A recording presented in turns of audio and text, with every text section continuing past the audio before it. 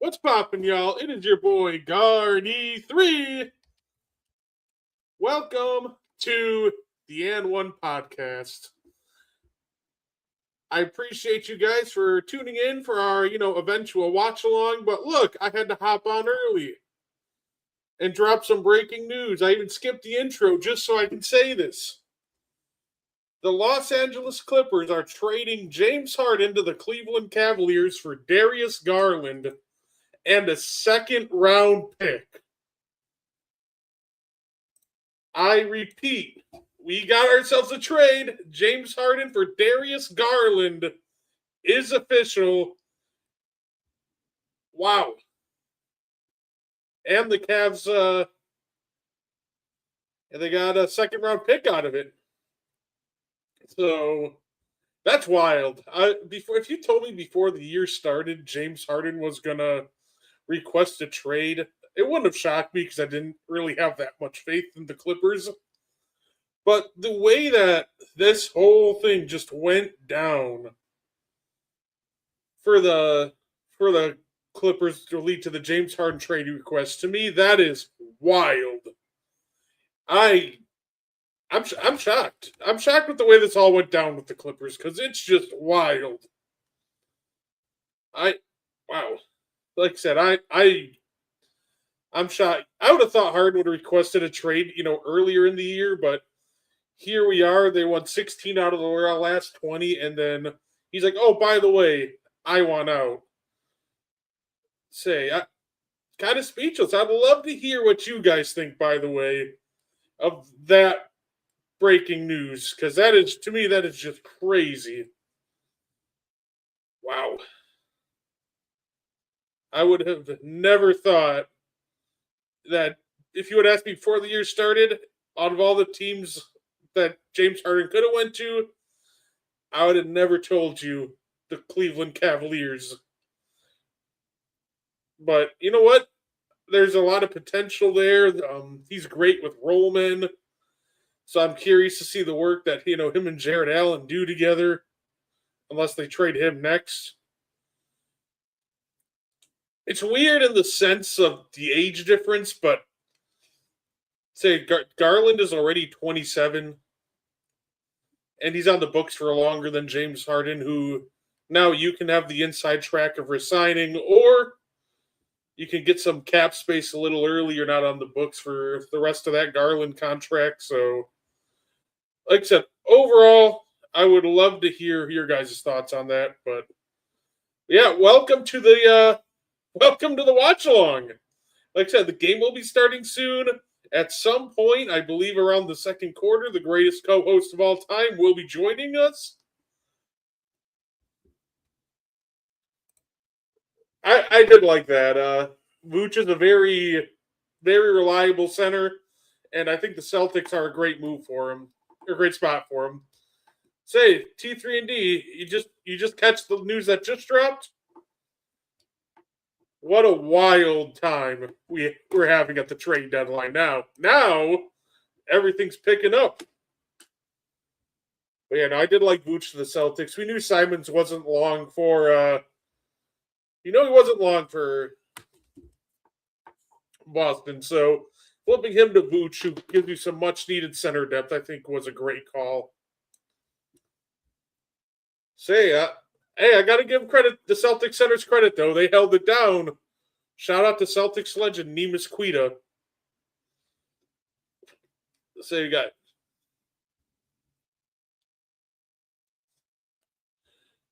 Here we go. We got the intro. I do love that they brought him back.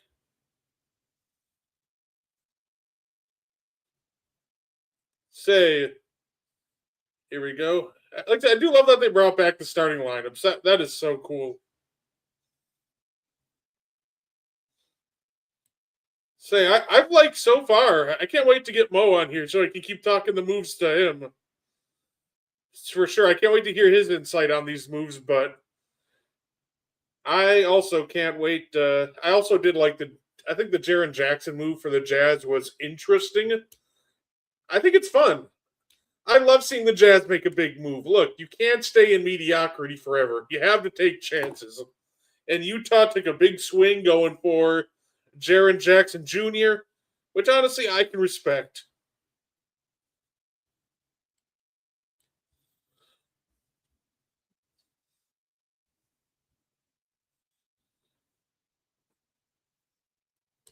I say this intro video stuff on Peacock always gets me hyped.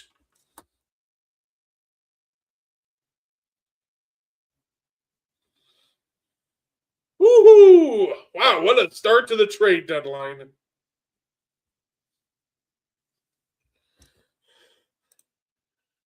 Trade rumor: Kings receive R.J. Barrett and Jakob Pertl. Raptors get Sabonis and McDermott.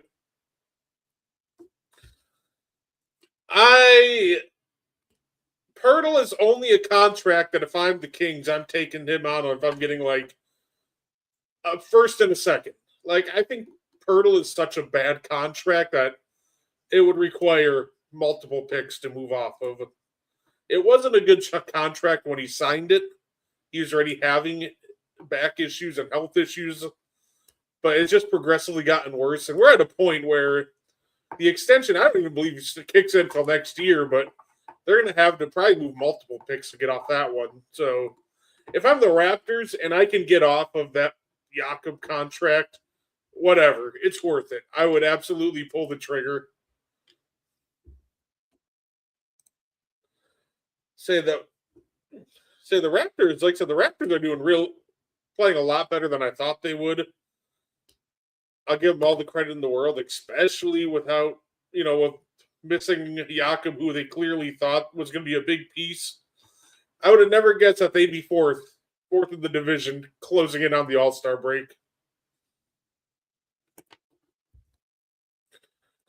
No, they can't. They could waive it. They could just stretch and waive it, but they don't have the amnesty clause anymore.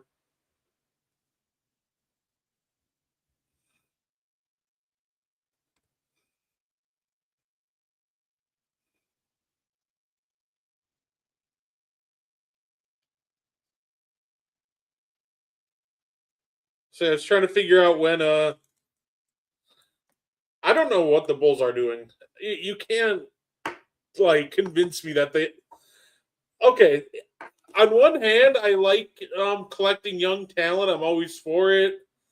I don't mind them getting Simons, but also then they added Conley, and then they added Jaden Ivey, and now I'm just completely lost because I'm like, okay, well, you have 8 guards. Are you running an all guard rotation? Like, are we getting that Josh Giddey at the center moments? Nah, Ayo Dosunmu at center, but no.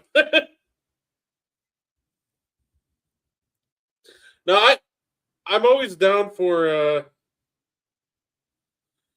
It feels like with that trade, Minnesota, that was definitely a precursor for them to make a bigger move, in my opinion. Say Huerter and Saric.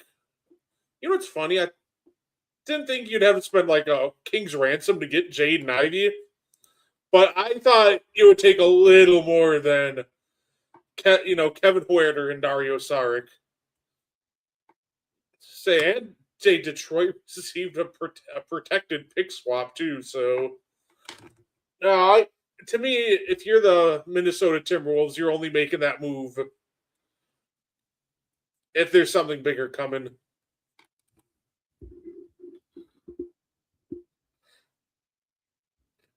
The thing with Herter is he's struggling with the shot right now. Yeah, he is struggling. I think he's got like 30% from 3 this year.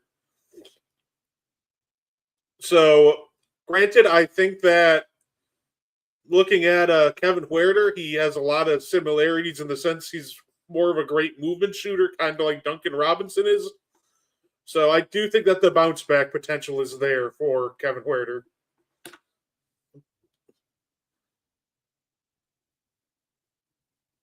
Ooh, good block.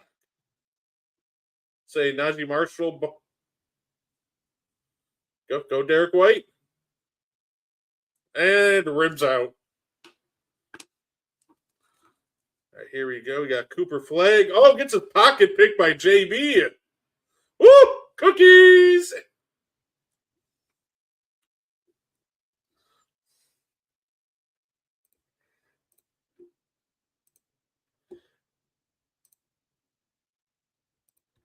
Make sure.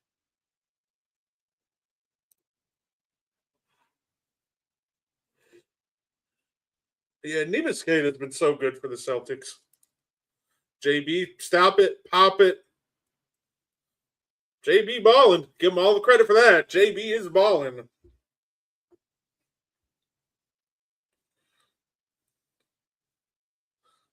Oh, yeah, yep. Caleb. That's a goaltend.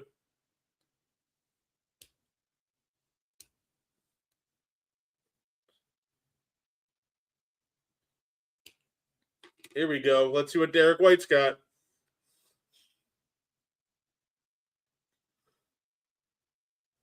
Say, I do think the fit in Utah is interesting. I think the draft, if they JB feeling it, oh, that step back to back iron. No, especially if they get a nice they get a nice draft pick to get a point guard and playmaker to bring it all together. I'd love that. Oh, say say if they manage to get if Utah somehow gets number one and gets like Darren Peterson, watch out. That would be terrifying. Derek White for three, short. Go, Derek White. Hauser for three. That's good.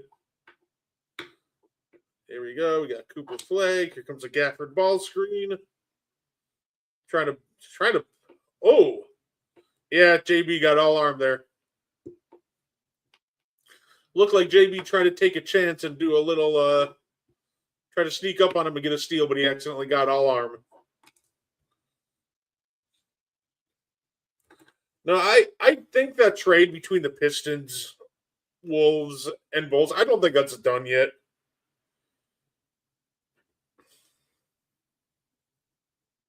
Flag with a little float. A little 10-foot floater right there from Coop. Oh, here comes JB.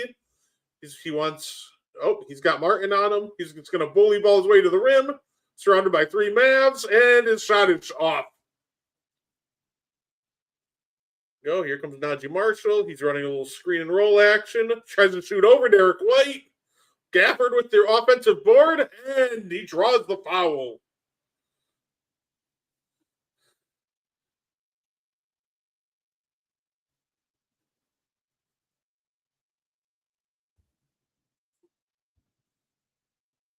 Say,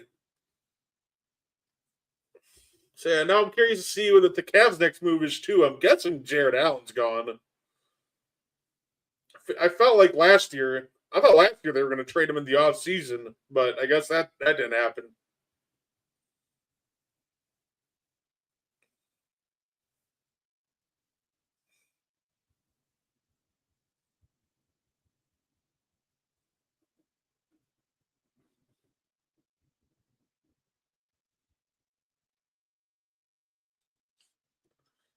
There we go.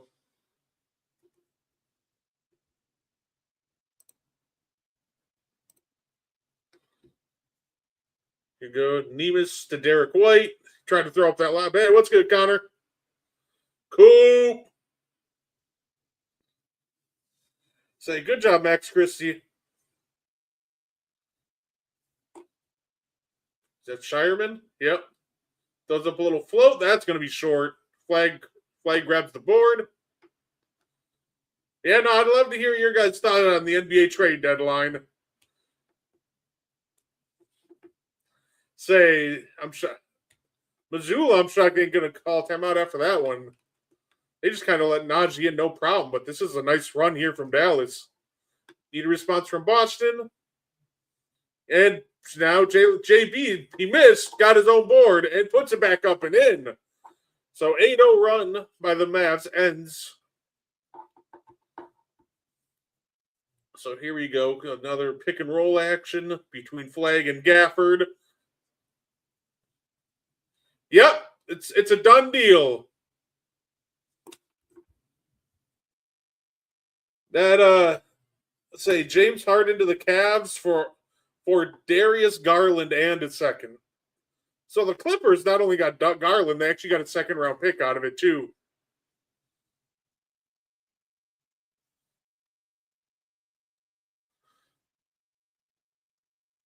Ironically, I think Celtics almost tipped it into their own basket. Ironically, I think those two teams play each other in 2 days, so I guess won't be. So it'd be kind of. I wonder if those two suit up for their new teams right away. Well, I think Garland's still hurt, so I don't think he's suiting up. But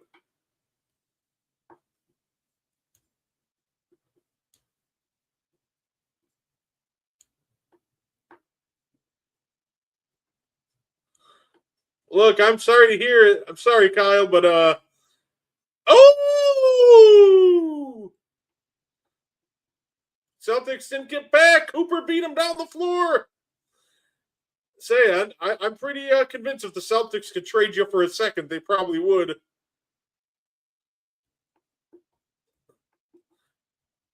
Sorry, you've been traded to the Pelicans. You're a Pelicans fan now. Najee, short. JB clears. Oh, wow. Mavs dodged a nuke right there. Left Derek White completely unattended in the corner. Cooper Flag's going to get downhill, but he's off the mark. Here comes JB. He's going to come right at. Oh. Again. Shireman's off the mark. Mavs can't just keep leaving shooters open. It's going to come back to bite him. Christie says short. Here comes JB. JB's going to go between the legs. Step back over Najee Marshall. You bet.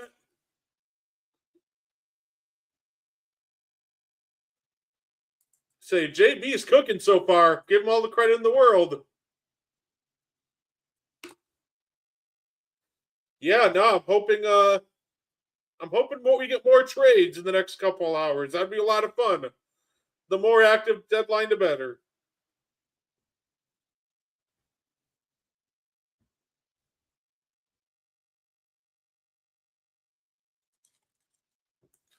Say, I'd love to get man.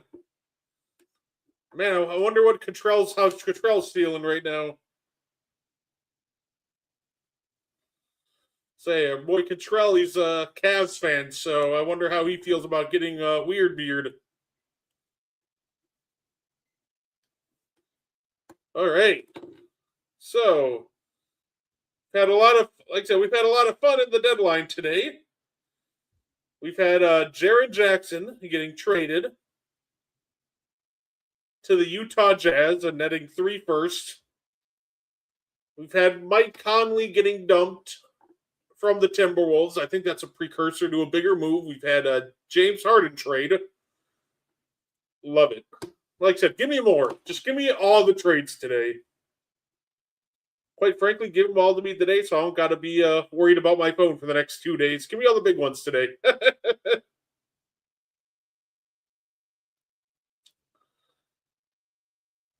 Say, I don't think Simons is long for Chicago. I feel like that they kind of did it for the second round pick and the expiring salary slot in all reality. It'll be interesting to see what Chicago does. They're clearly pivoting away a little bit from whatever core they got now. I'm guessing the only keepers are probably going to be Giddy and Matas Buzelis. And whoever they get in the draft.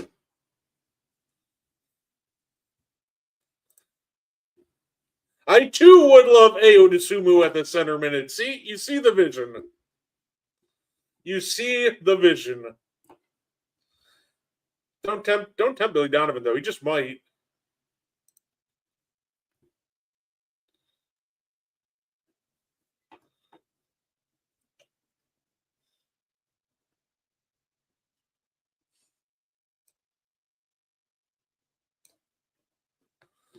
I like I said, I'm curious to the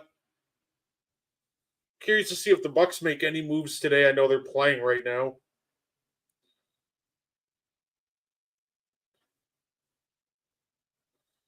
Say, I know we're facing Chicago, which means we're probably going to find a way to disappoint. So yeah, Chicago's 11, and we're getting killed right now by Ayo Dosunmu and Jaden Smith.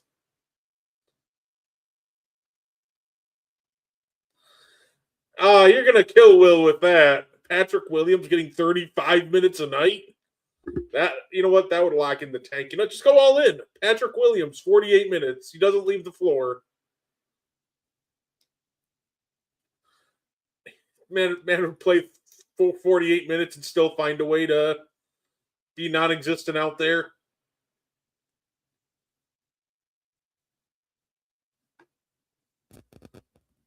Come on, Caleb Martin's gonna stop, pop, and hits it.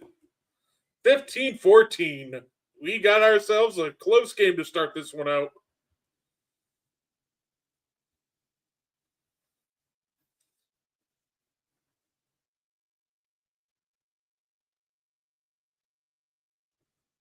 So here we go. We got Caleb Martin, a handoff to Cooper Flag. So he's just gonna go right to the rim, takes it right at Garza. Too easy. I honestly thought that was gonna be a foul too. JB almost loses the handle, but gives it to Garza. Little handoff between him and Pritchard. Spin. Good finish. Shout out to Luke Garza for that little Gortat screen down low. So here we go. Coop. Oh. Cisse. Nobody guarded him. Nope. He went to pass, and then he realized that there was nobody in front of him. And he's like, oh, never mind. I'll take this. Ooh, Luke Garza. Ball fake. JB's gonna get downhill. Almost lost it. Shot short, but here comes Garza on the boards and puts it back up and in. Whew. So here we go, because Max Christie have a response. Looks like they're going to run some off-ball action. A little pin down for Cooper Flag. He's going to get going downhill. Corner three for Martin. It's good. 21-19. Both teams are making shots today. This might just be a shootout. Go, Pritchard. He's got Cisse on an island, one-on-one. Stops, pops, and hits.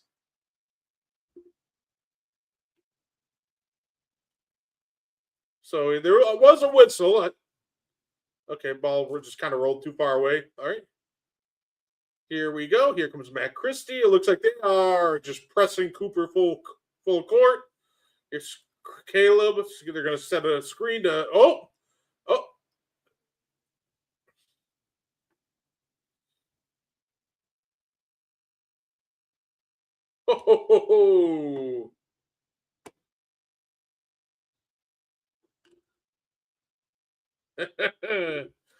Yeah, no, that was some good defense initially by Jordan Walsh. Poke the ball out. But once he got downhill, yeah, there really wasn't anything for Walsh to do at that point besides foul. Garza has been relentless on the boards.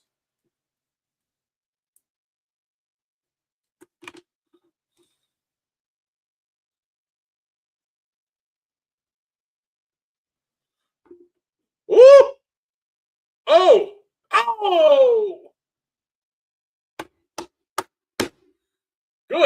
Good hit. Jaden Hardy just completely loses JB and hits a three. Here comes Pritchard going downhill. If you watch, I want you to watch Luke Garza on these, because the way he just rolls and immediately screens off the big man so he can't get to these shots is awesome. So here we go. Here comes Cooper Flag. He's going to wait for the screen, but they're just going to ghost it. He's just going to go try to take JB one-on-one. Stop, pop, and it's good. What a hit. This Cooper Flag kid's pretty good. Here comes Pritchard. He's going to go after Cisse. Oh, he's going to give it to Hugo. JB now returns the favor. loses Hardy. 15-footer's good. Say 26-25. Here we go. Say Coop. Oh! Play is Hugo. Payne Pritchard for 3. It's off. So here we go. Oh, what a turnover. Hardy passed it to Cisse. Wasn't ready for it and just hit him in the face. Walsh with the pump fake. Tries to lose Hardy. Doesn't work. They're going to kick it out to Pritchard. They're looking for Jaylen Brown. It's got Clay on him. Let's see. Face up. Oh. Oh, they call the foul. This might be a challenge.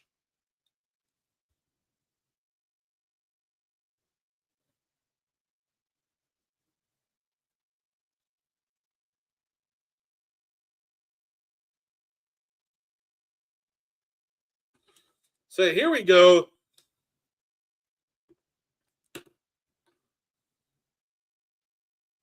So yeah, I think Utah must really believe, because one of the picks, it seems that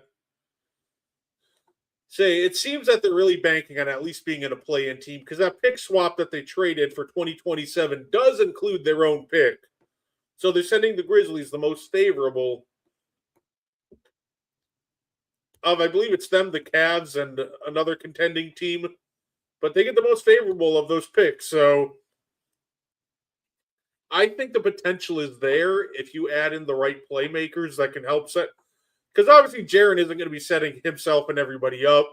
You prefer guys like Danny. Danny Ainge is building the 80s Celtics again. You know what? That's valid. Oh, I love it. Yeah, that's great.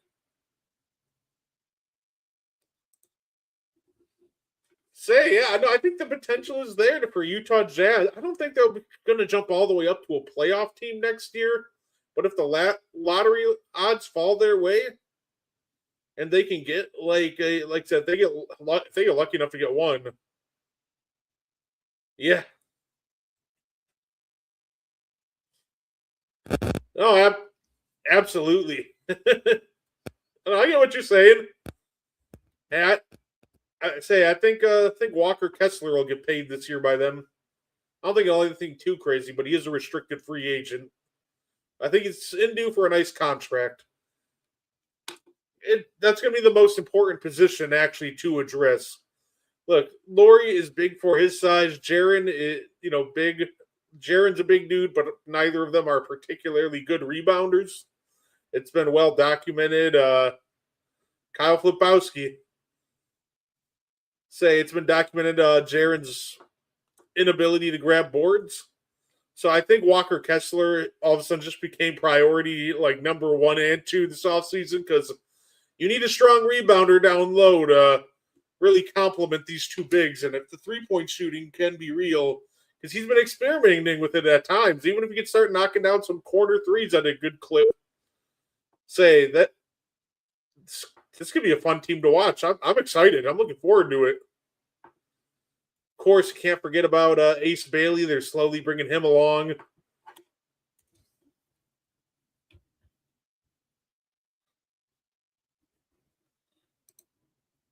I agree. He's so good at everything defensively, but he's so bad at the one thing a big's supposed to be good at naturally. It's so weird with him.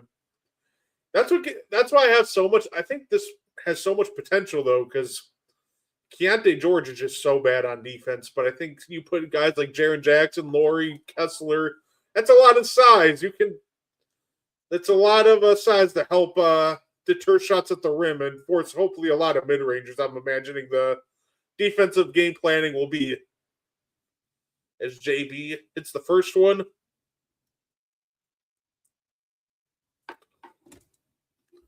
And I think my favorite thing for All-Star Weekend that's coming up is they announced the team and team captains for the celebrity game. I feel like they did this on purpose. They put JB missed the second one, and that's going to be Celtics ball.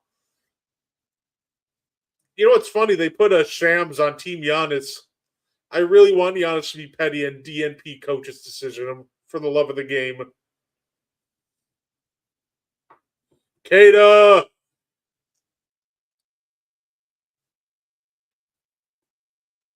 No, I agree. Jared's just such a bad rebounder, but like I said, I think that's why it's good that you put him in a spot with Kessler and while Laurie's a below average rebounder at the 4, between him and Jaren, I think you can cobble something up there with there at the 3 and 4. That's a lot of size to deal with. JB's off the mark. Say Najee flips it up to Hardy, who's going to get a screen from Gafford. He's going to roll. Tried to box him out. Here comes Najee. He's going to get going downhill. He's going to go put a shoulder right into Hugo, and that's short. JB corrals the rebound. Say Pritchard's already calling for it. He's in range. He wants to shoot this so badly. Pritchard stopping, popping. Oh, no, he flips it, shovels it to Guido, puts it in. I thought Pritchard had that look in this. I thought he was shooting this regardless. So, let's call him Guido. I know it's Kata, but I don't know why. Oh, Hugo. Gafford ball fakes Kata and it's an easy 2 out of it. Here comes JB. Say, ow. Clay just got killed on that screen. Derek White with a wide open warm-up shot.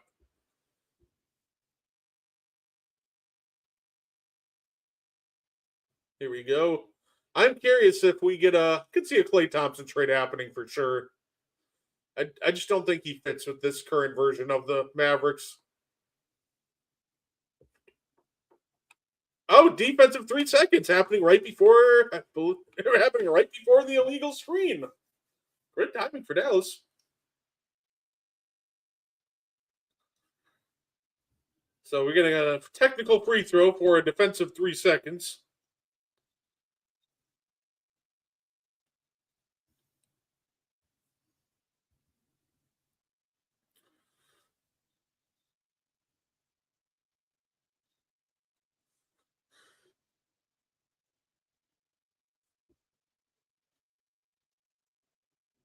Oh, rolls out.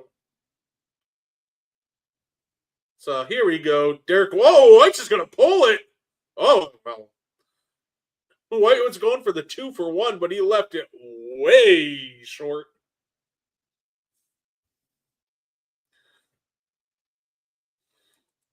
Say, wonder if a Kawhi Leonard trade's going to be coming soon then, or this offseason.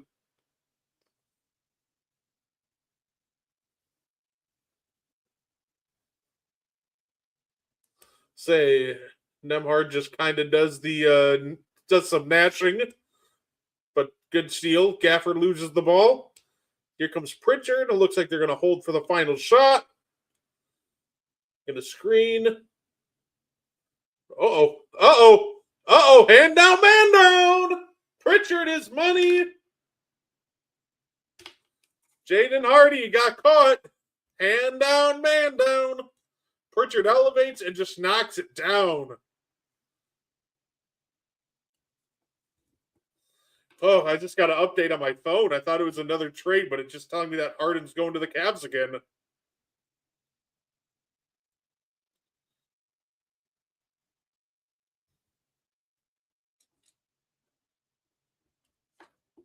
Say, I do have a question for you guys watching.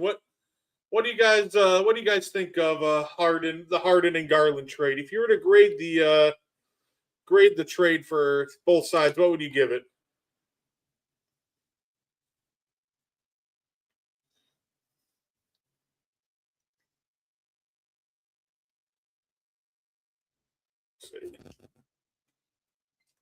Say so, yeah. Like I feel like I don't know if swapping out Harden and Garland is enough to push the Cavs over the top. It almost feels like another move's coming.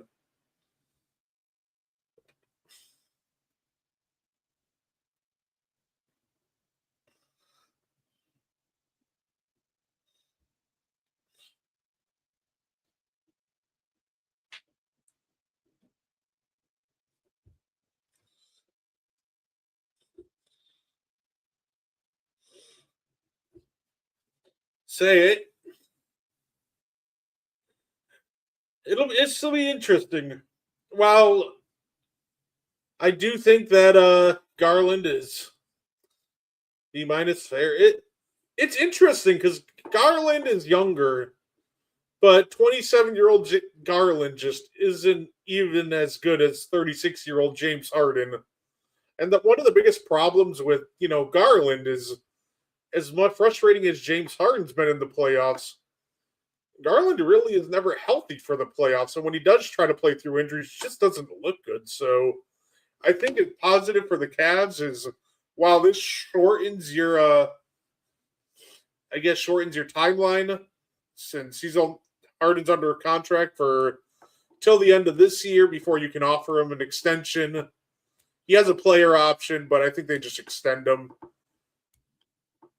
Yeah, even if he quote unquote doesn't live up in the playoffs, I think now they have a guard who's normally at least available in the playoffs.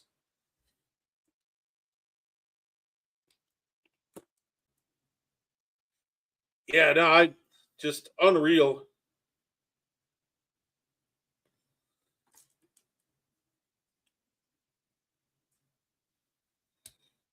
Mitchell's coming up for a new deal also. He is. Yeah, say you got to get Mitchell to re-sign somehow, and clearly running it back for another year just wasn't the answer.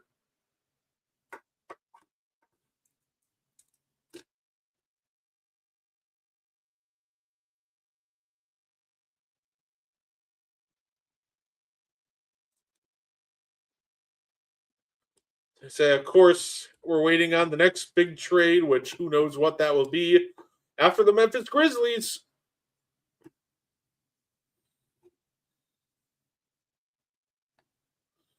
Say, of course, with the Jaren Jackson trade, obviously all eyes are now on John Morant. Is he out? I don't need to talk about Giannis trade because all eyes have been on Giannis for years now.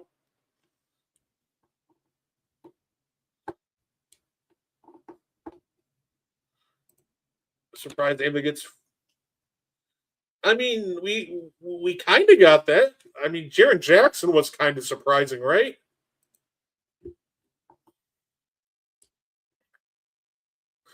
In all reality, I don't think Jaren Jackson getting moved was that surprising.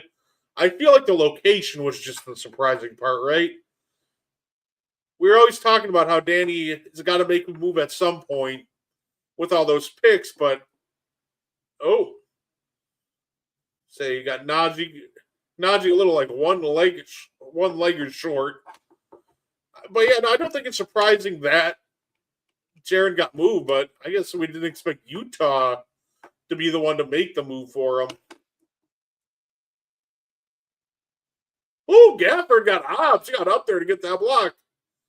Najee just ripped it away from Kata. Here we go. Here comes. Oh, Hardy loses it. And he's just going to shoot it anyway. That's off.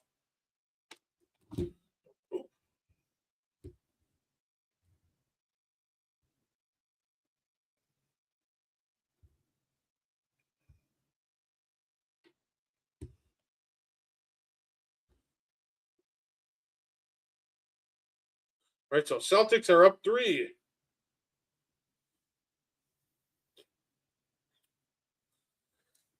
Say, I do think I think another big benefit of adding James Harden is look, we all know how he plays with bigs. I think Jared Allen and Evan Mobley are about to go through the roof. Clay's is going to shoot over Derek White. And we have a tie ball game, folks, at 32 apiece. So here we go. We got Pritchard. We're going to get a little off ball action for White. He's going to get the handoff. White stops, pops, and hits.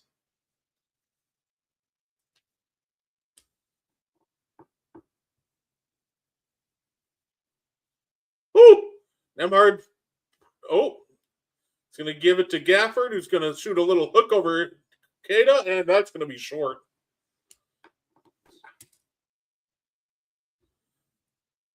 Say Pritchard gets a clean look and hits.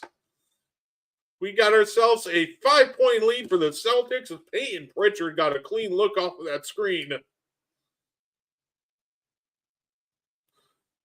Here we go. Clay's going to be running off a pin down. Shoots. It's long. Say, here comes Pritchard. Let's say Derek White. Ooh, here comes Shireman. He's going to say Peyton Pritchard behind the back. And, oh, Pritchard's on fire right now. Another bucket. 7-point lead for the Boston Celtics. They say right now they just don't have an answer for Peyton Pritchard. Good hit by Najee. They needed an answer in a bad way. Najee Marshall provides that.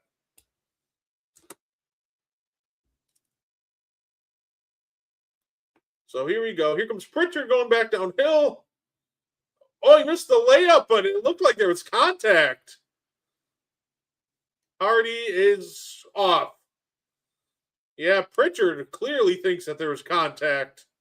I thought there was contact.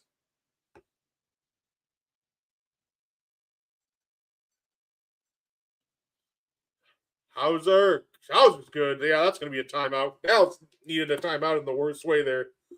Pritchard is crafty in the worst way. He's come so good. Say, yeah, he's so good at leveraging his shooting into attempts at the rim, and he's been efficient finishing around there.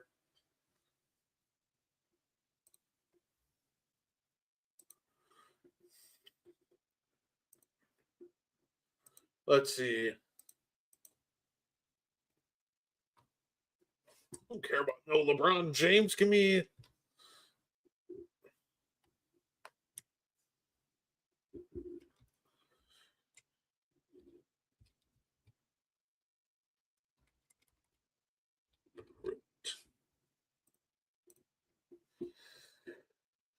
Yeah, okay. Let's I would like to elaborate more on some Peyton Pritchard conversations by showing you some Peyton Pritchard shot charts. Shout out to Gabe LeBrin. He's the guy who's in charge of the court sketch app, by the way. Should definitely check it out. Yeah, so he's really good at leveraging these outside shots to getting downhill. Even though these are cold spots, teams still respect him from out there. And once he gets down there, as you can see, it's just all red. He's 65% at the rim. He is money from down there. So, so shifty, so good. Obviously, if you're Dallas, you just got to do a better job at keeping him out here, though. Some of these trips to the rim are just a little too easy.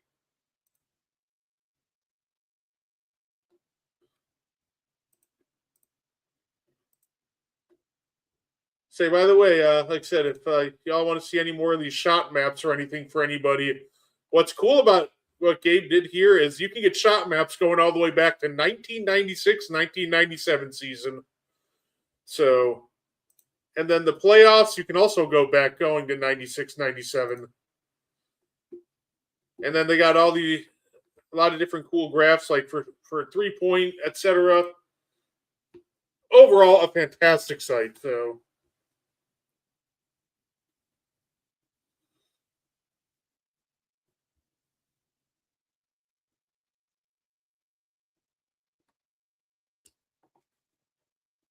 so here we go. I'm looking forward to seeing what happens next.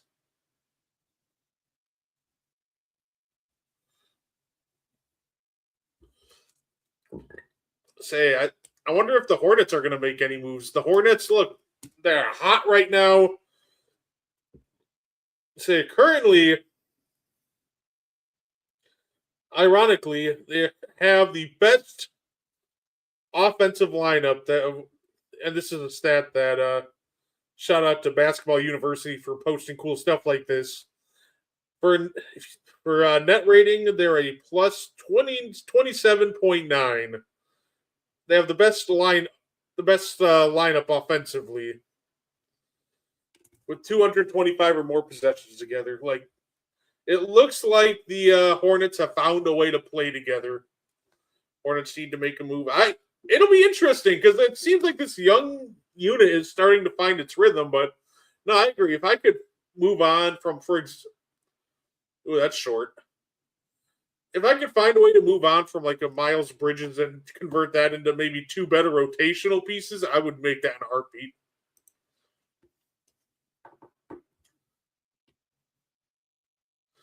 Oh, Derek White's going to the line for two.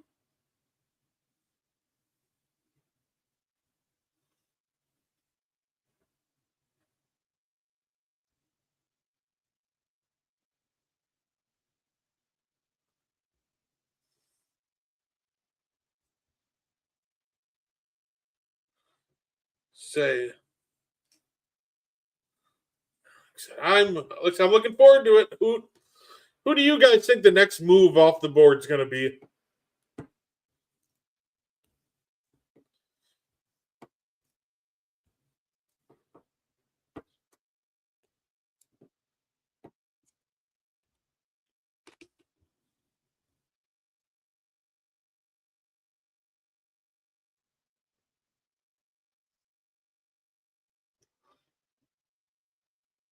Here we go. Say, Celtics are already up by 9. Got to get a nice little run here, hopefully from the Mavericks to keep this one close. See, Max Christie's going to go after Pritchard, trying to use the shoulder to create some space. Short. There's a lot of too much one-on-one iso ball right now for my. Oh my gosh, Pritchard with a little give and go. Pritchard completely lost Hardy. Oh, now he loses the ball. Here comes Derek White. Skip. Oh, good skip to Hauser. Just couldn't connect. MPJ would be my guess. I think that'd be a fun trade. MPJ's been one of the best shot makers in the league this year. He's been so good. There you go. And Martin's going to the line for two.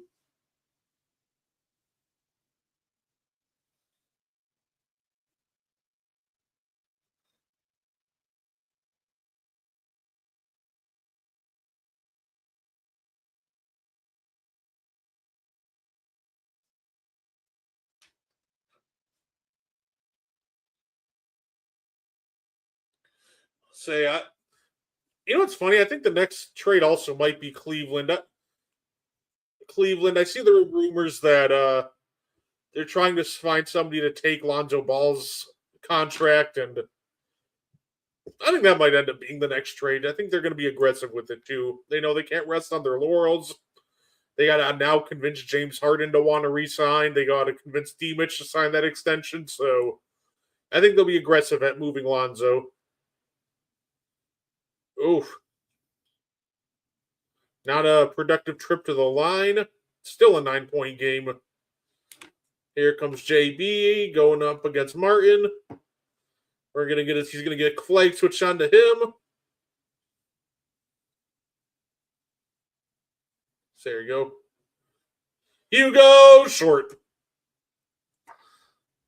Here comes Flag. Flag wants to get downhill. Oh, and that's left the layup off.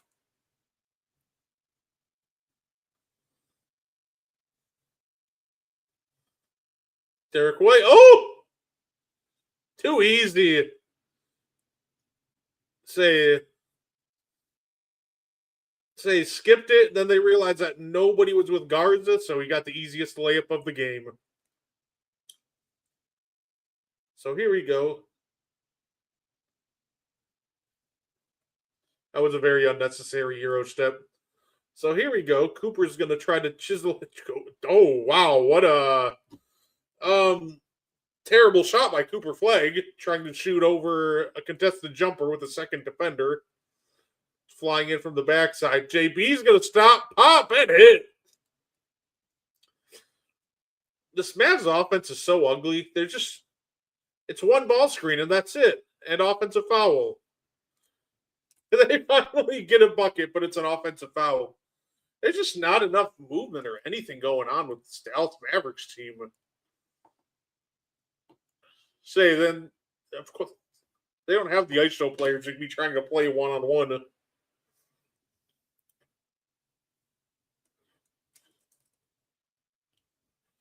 So here we go. Here comes D White. Gonna pass it to Jaylen Brown. Looks like Derek White's about to come set a screen, and there's gonna be a away from the ball foul.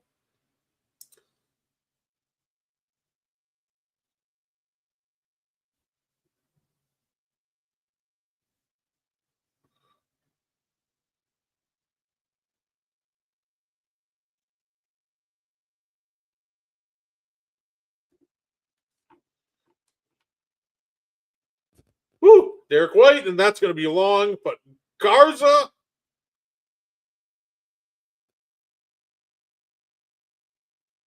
Say Celtics ball. Luke Garza creates another second chance points for the.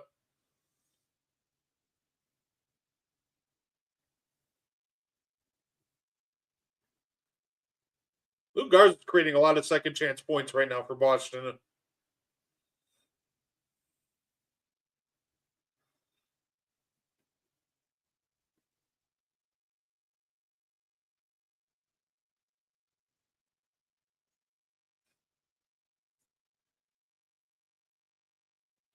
Luke Garza has been sensational for the Boston Celtics. Not just this game, but this year.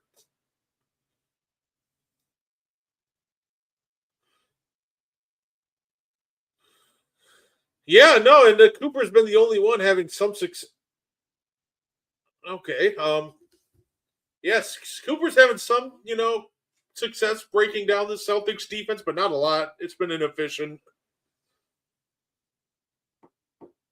Say, yeah, no, the Celtics are at this rate. The Celtics are just gonna blow this one out of the water real quick. It's like a beautiful symphony sometimes watching them play when they get moving. Yep. So here we go. JB. Ooh. Oh, Hugo tried another second chance opportunity though. So okay, well Hugo gets stuffed at the rim, but then gets a second chance to knock down a three, but misses. Caleb Martin's going to get a layup, and we're going to get a timeout. Celtics.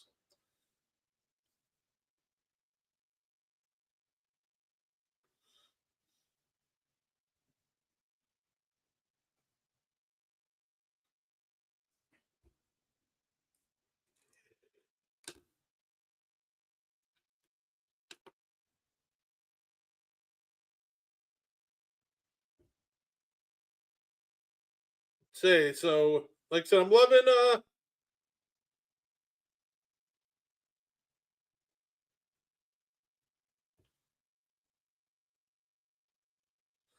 Say I'm definitely looking forward to seeing what the trade deadline breaks down.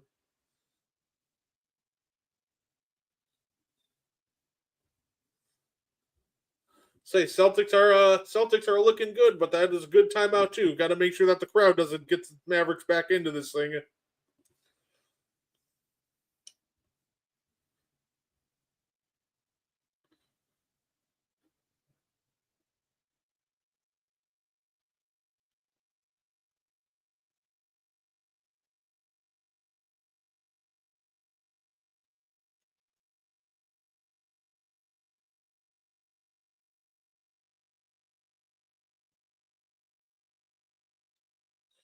By the way, did y'all see the craziest?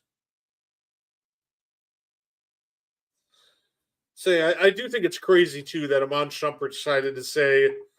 Amon Shumpert said, and I quote, I don't see the difference between how LaMelo Ball plays and how SGA plays. I think even taking out the stats and just looking at how they play, I don't think it's all that similar.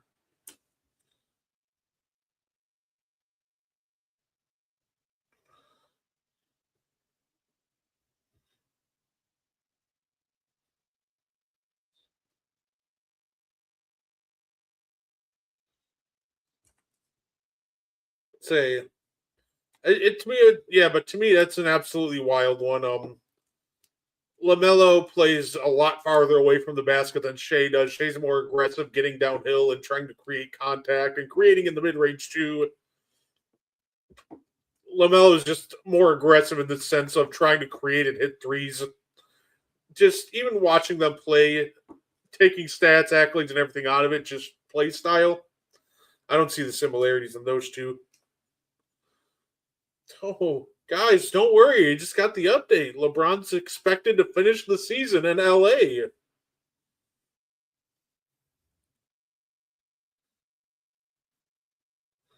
Lonzo Ball for Pat Connaughton trade rumors. Hey, Pat Connaughton last year averaged 41 points per game when he started. So you got to respect the landlord. So it's a naturally, of course, the caveat being he started one game and dropped 41 last year. It was truly incredible.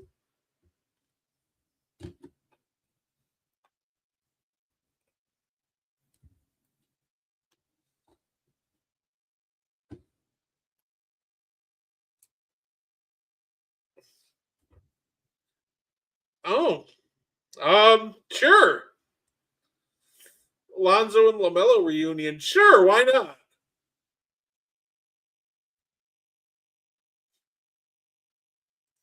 It's one of those things where I don't think that really does anything for the Hornets. But you know what? If LaMelo and Lonzo, maybe they'll bring out the best in each other. So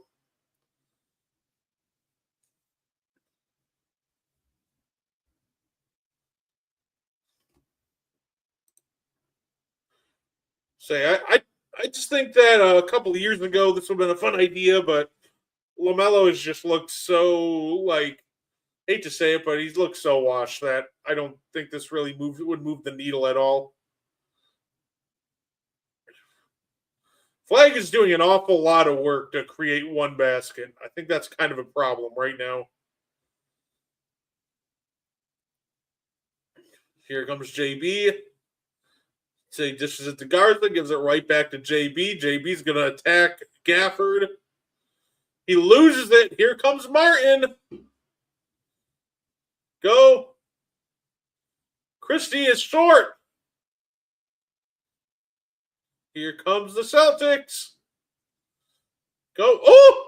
Pritchard kicks it up to JB, swings it. Shireman. That's going to be off.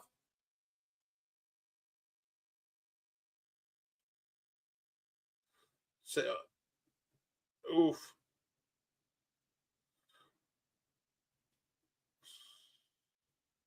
What did they crash knees? Yeah, it looks like they banged knees. Oof.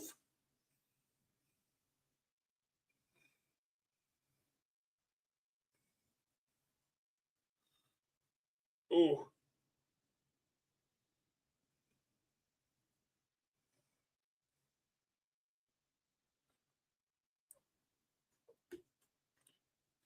Hey, on the bright side, at least getting Vucevic that they say that should help. He can tidy up the rotation, especially when the games get more important.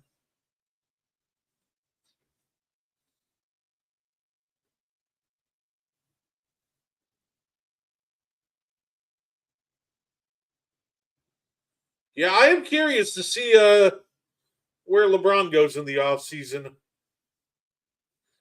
I feel like every team's going to be going after him. It's so weird in the sense that he doesn't fit what every team wants to do. But at the same time, we all know that if he does announce a retirement tour, whichever team happens to have him, they're getting like a guaranteed sellout pretty much every game. So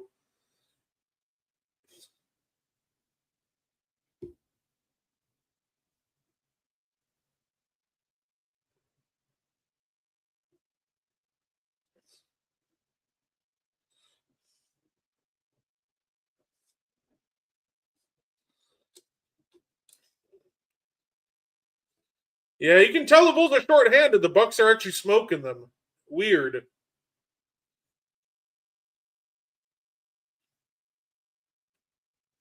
Hey, but hey, they're getting the one good Patrick Williams game of the year. Him and Kuzma. Kuzma's at 18. Yeah, they're really shorthanded.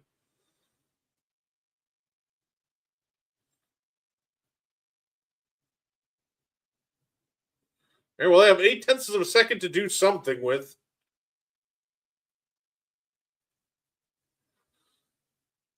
Yeah, no, I thought maybe a Gaffer trade could happen, but Derek White, corner three, that's hard. Here comes Flag. He's going to push it ahead. Najee's going to get swatted from behind.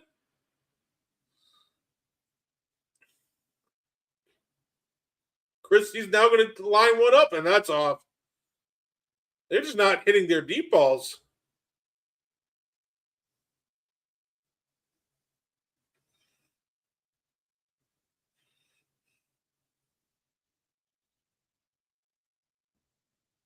All right. Celtics back up 12.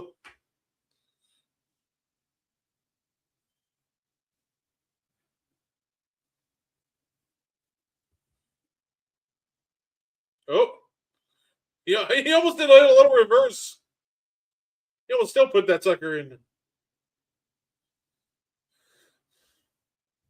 Here we go. Hey. Say, Mavs legend Trey Burke talked about his NBA exit. Trying to say that there's a conspiracy against. That was great by Hauser.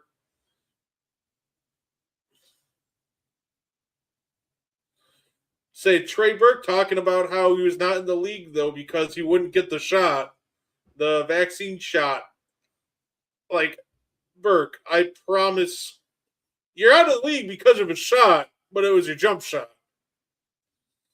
Say, Trey Burke was just a guy who was very reliant on scoring to really, pump up his value. But once the shots stopped falling in the end, that was kind of it for him.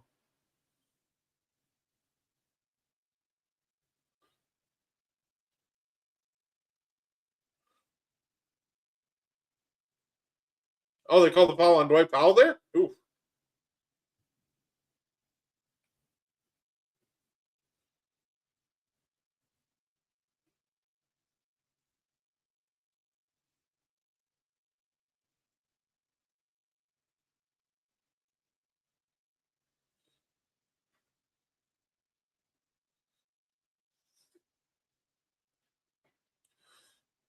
All right, here comes the challenge. Say, Mike Conley, it looks like he's going to get bought out, and I think that makes the most sense for both teams. They have absolutely no need for Mike Conley at this point in their, whatever they're trying to do.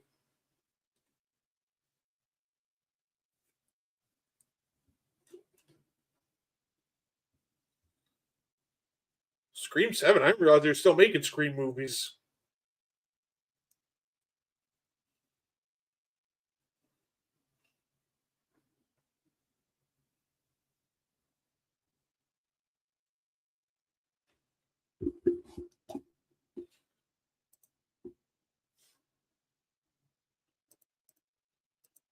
Let's see. So here we go. Like I said, we've had a fun game. We're having a fun trade deadline. Like I said, I'm really happy to really happy to be chilling with you guys, talking with everything that's going on.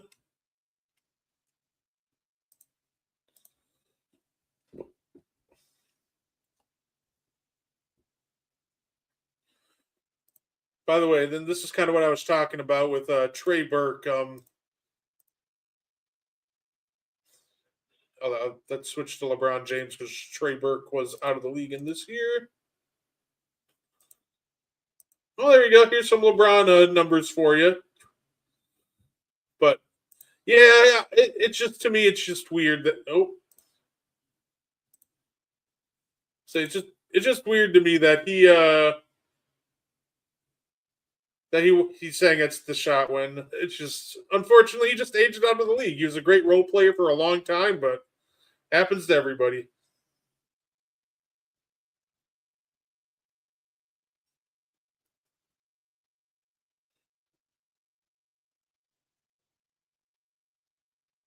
All right.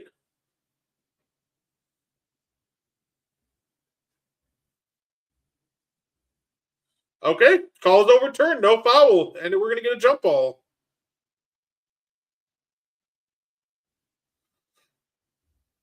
J Kid, been good at challenging so far this year.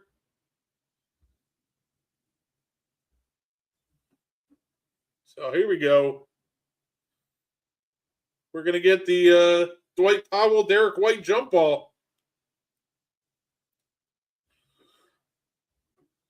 Say, let's see. Here we go. Say, Najee and Jalen fighting for positioning behind. Yep, Dwight wins that one, as he should. So we got 52-40, minute and a half left to go. Oh, we're going to get Coop off the ball. Here comes Martin, but we're just going to run an off-ball screen for flag, which is going to turn into him Powell pick and roll. But hey, oh, good hit, good hit. Say he took the contact and still finished it over Garza anyway.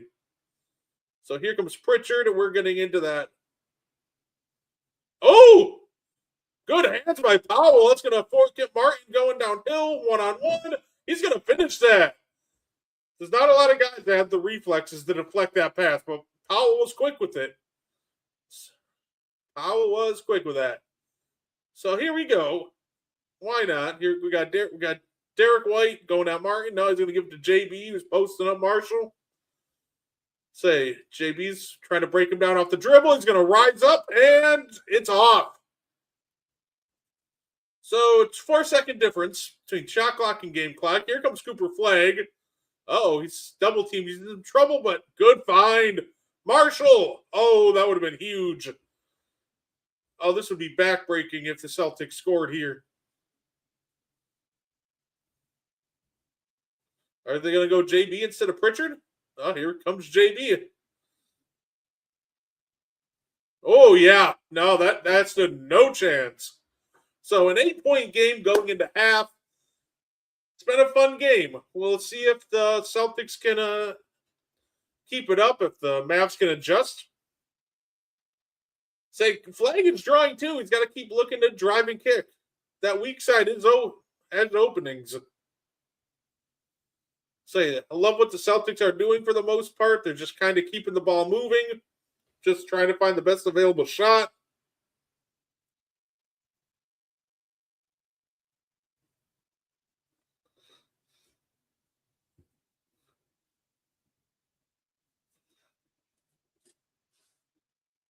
Say, we get a halftime interview with Peyton Pritchard.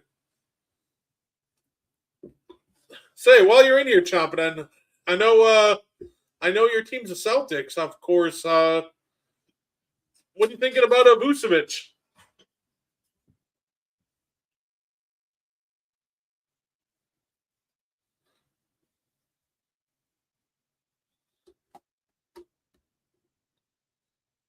Say, what do you say? I'm curious on what your thoughts on acquiring Vuchar.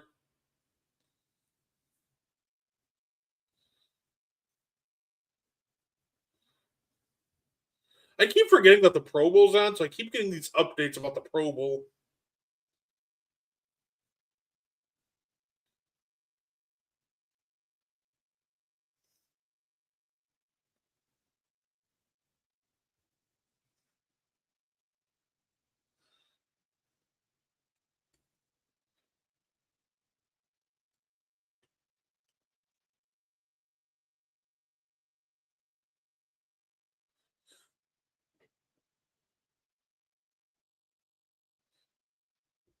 Say, we're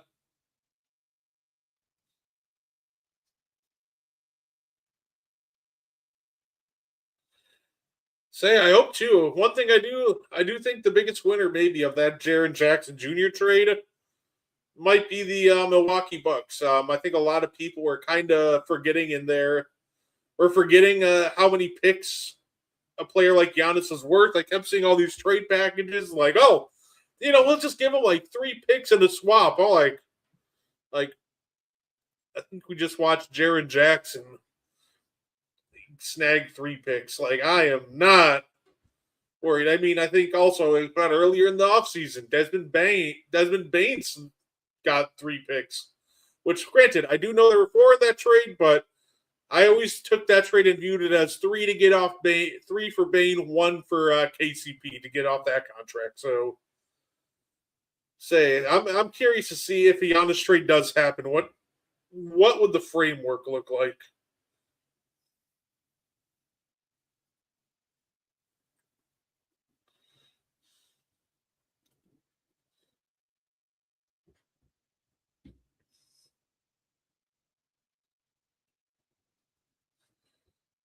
We are absolutely of course, another team to look at is the Golden State Warriors. That's a team that doesn't want to waste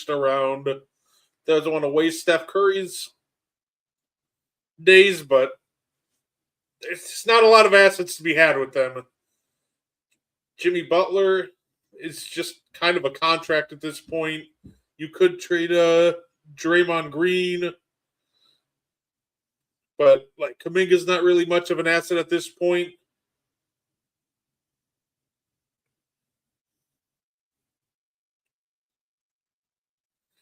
So, say Giannis with a good sense of humor though.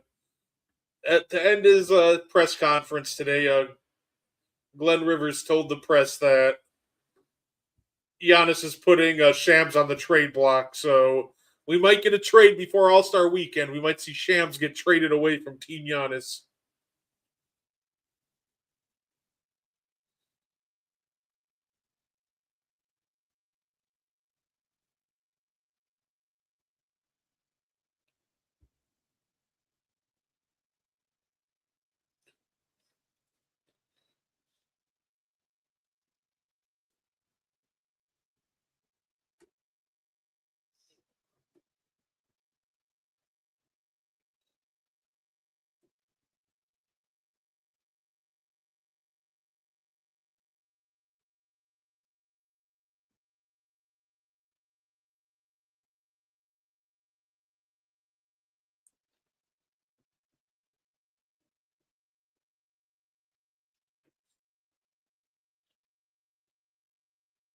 I love Melo on this panel.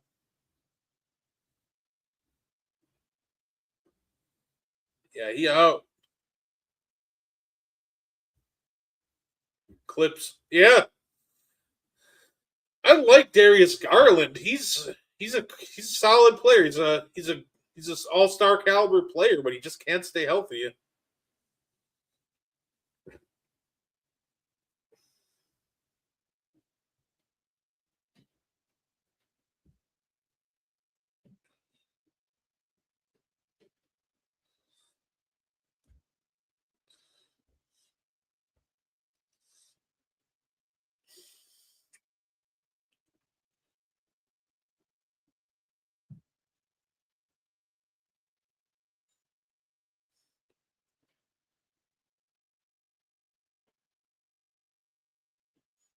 I'll say it's also it'll be interesting to see if they get Donovan Mitchell off the ball more. Say, how do you utilize off ball damage? That will be something to watch. Say,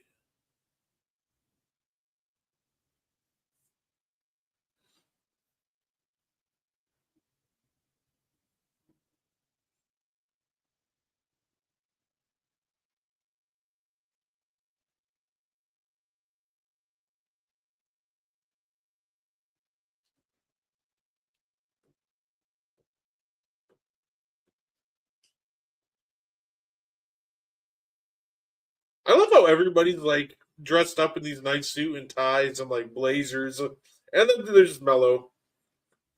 I love it. I love Mello's style.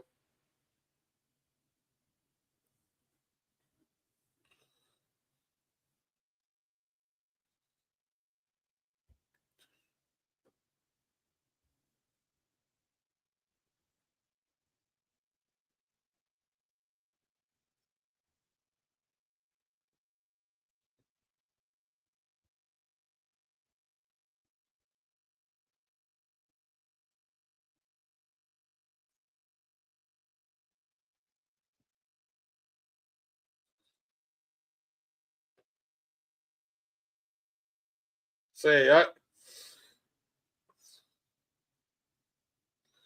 say they, they think Melo has some.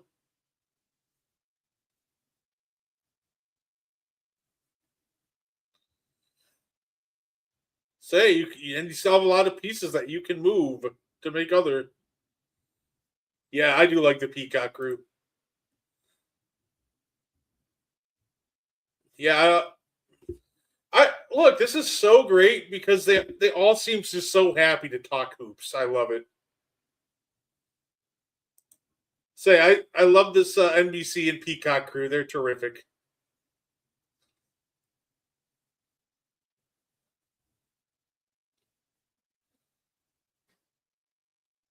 We're not getting Melo ain't an insider.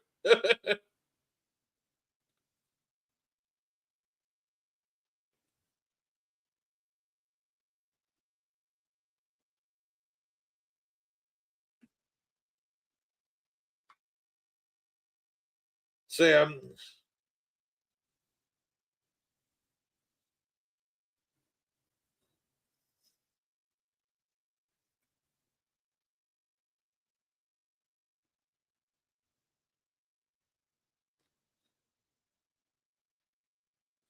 man, like part of me just I'm just waiting for the next trade.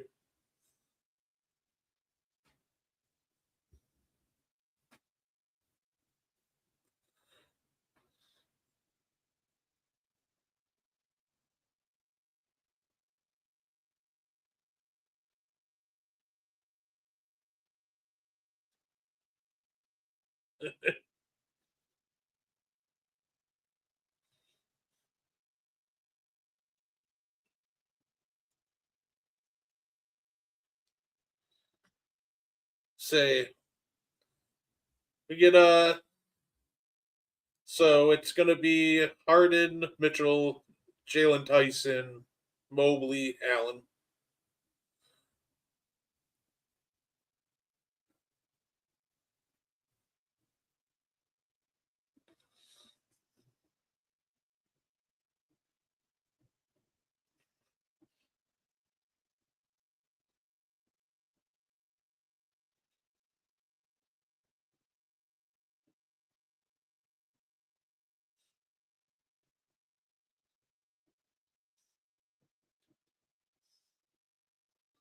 It's just interesting to me too. I see a lot of Cavs fans are do not seem to be excited to get James Harden. Say personally, I don't mind it.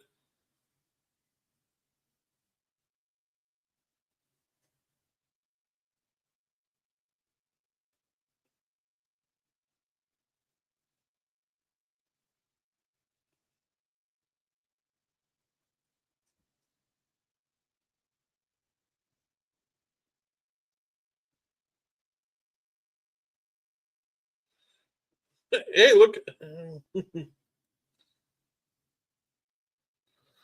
Say, well, looks like the Bucks actually have to play Andre Jackson. Say, Glenn Rivers is probably crying right now that he actually has to use him, but I'll take it. I love Andre. I think 2026 Harden is that much of a mean. I think that's kind of the big key, though, right? I think with Harden, you know what you're going to get. He's been consistently great still on the offensive end. He's been great at balancing scoring and playmaking. And I think when you get to the postseason, I think that helps. It helps a ton in this instance because, like you kind of mentioned, and something I alluded to earlier, Garland he kept getting either A, just hurt and missing the postseason, or he just get banged up. And by the time he got to the postseason, you would get like 80% of Garland. So I have my doubts that was the right guy. I feel like if he was the right guy to be the number two on a championship team, that would have materialized by now. So no, I absolutely get it. Especially the fact of the matter is Darius Garland, he's been in the league now for a long time. I believe about he's 7 years. He's about like 27 years old, and he's still not at the level of 36-year-old James Harden. So overall, I think the signs were there that Garland was going to be on the block this year.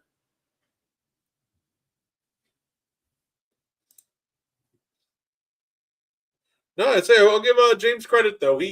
When people talk about longevity, James Harden gets left out of that conversation. I think a little too much. The fact he's still playing at the level he's currently playing at, it's great. I love it.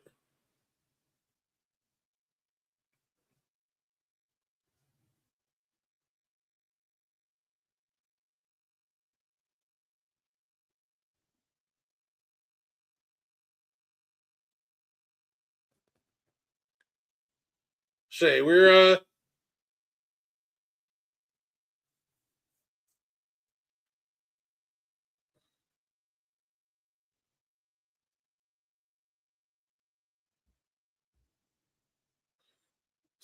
like I said, I'm curious if that means that Kawhi and Zubac are available, if we're getting a little mini fire sale from the Clippers, or was it just James Harden's gone and we're going to move on as currently constructed?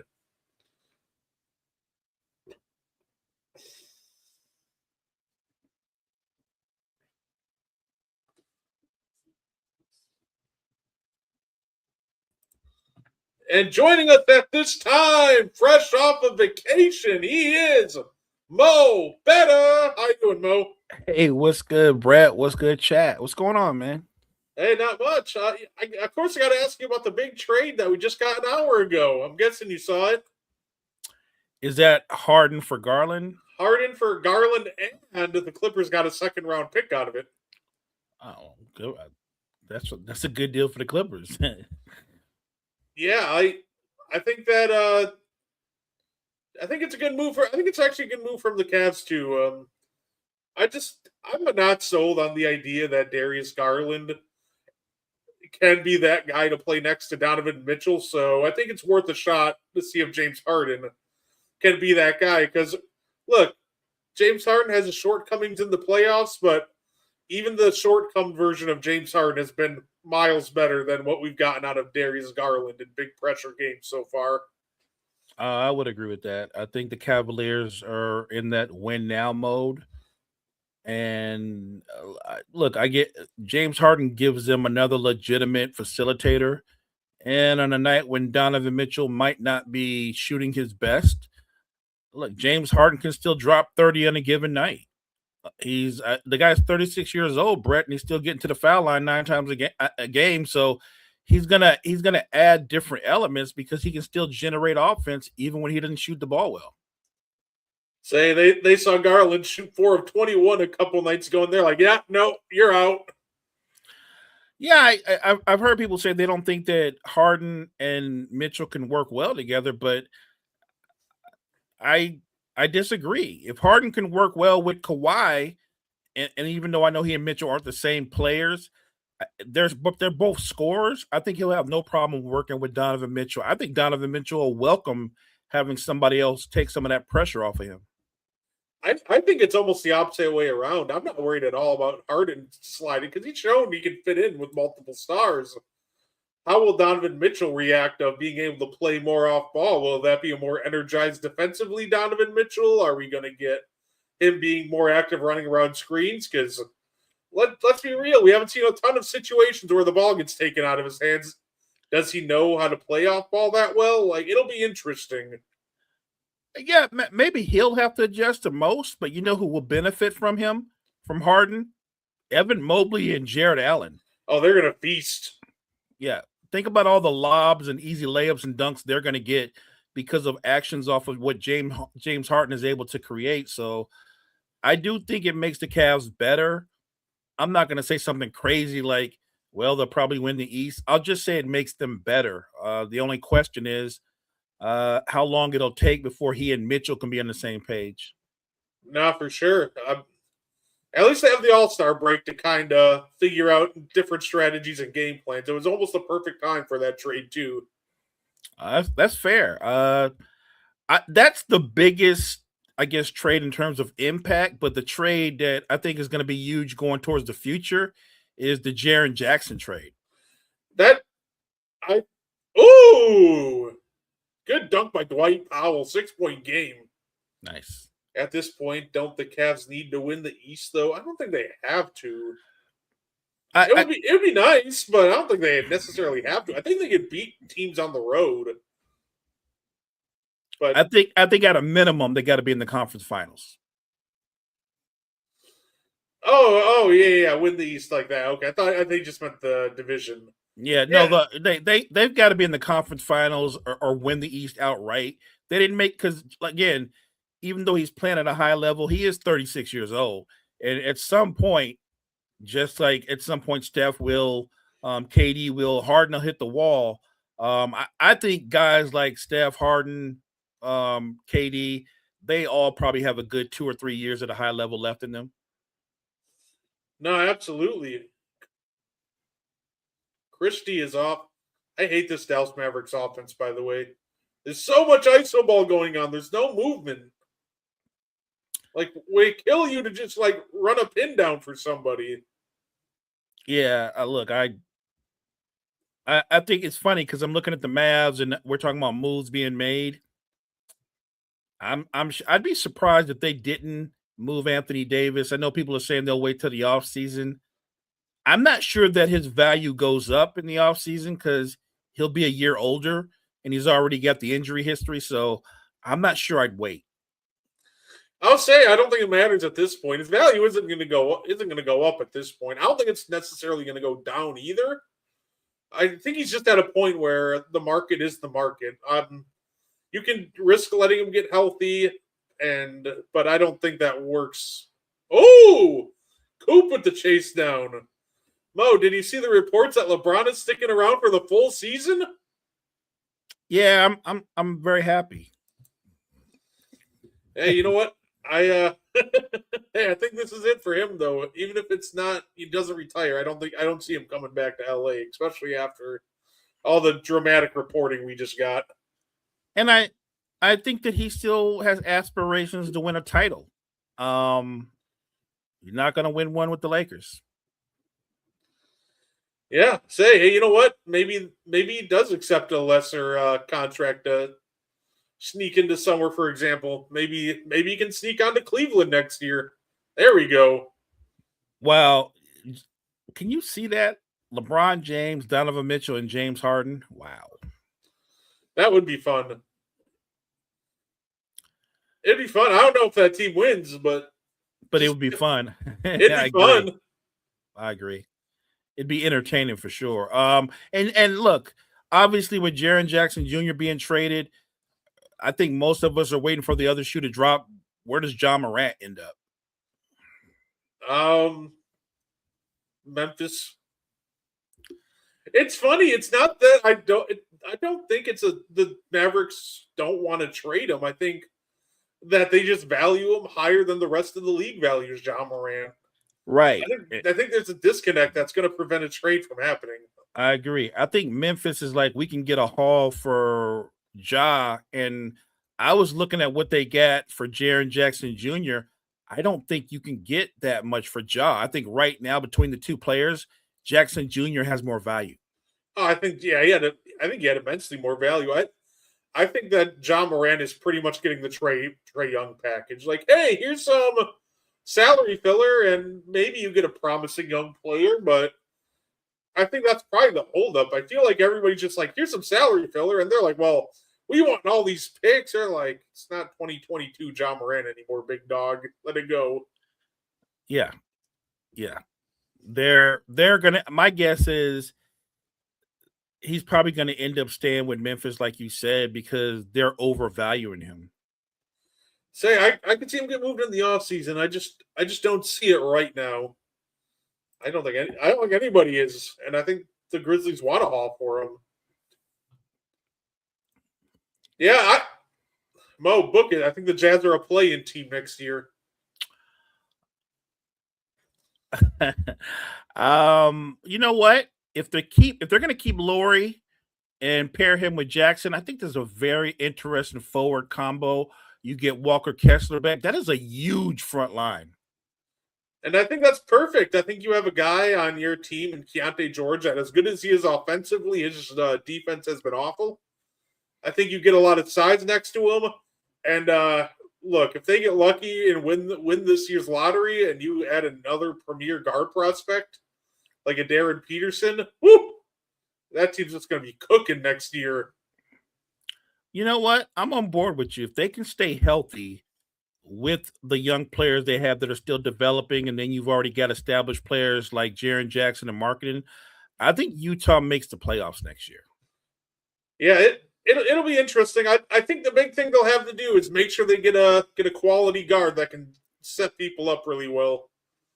Say I like Jaren, Laurie, and Walker, but they're going to be much better if they get a combo guard that's going to look to set them up in the right spots. Brett's baking up with the Magic for the Jazz.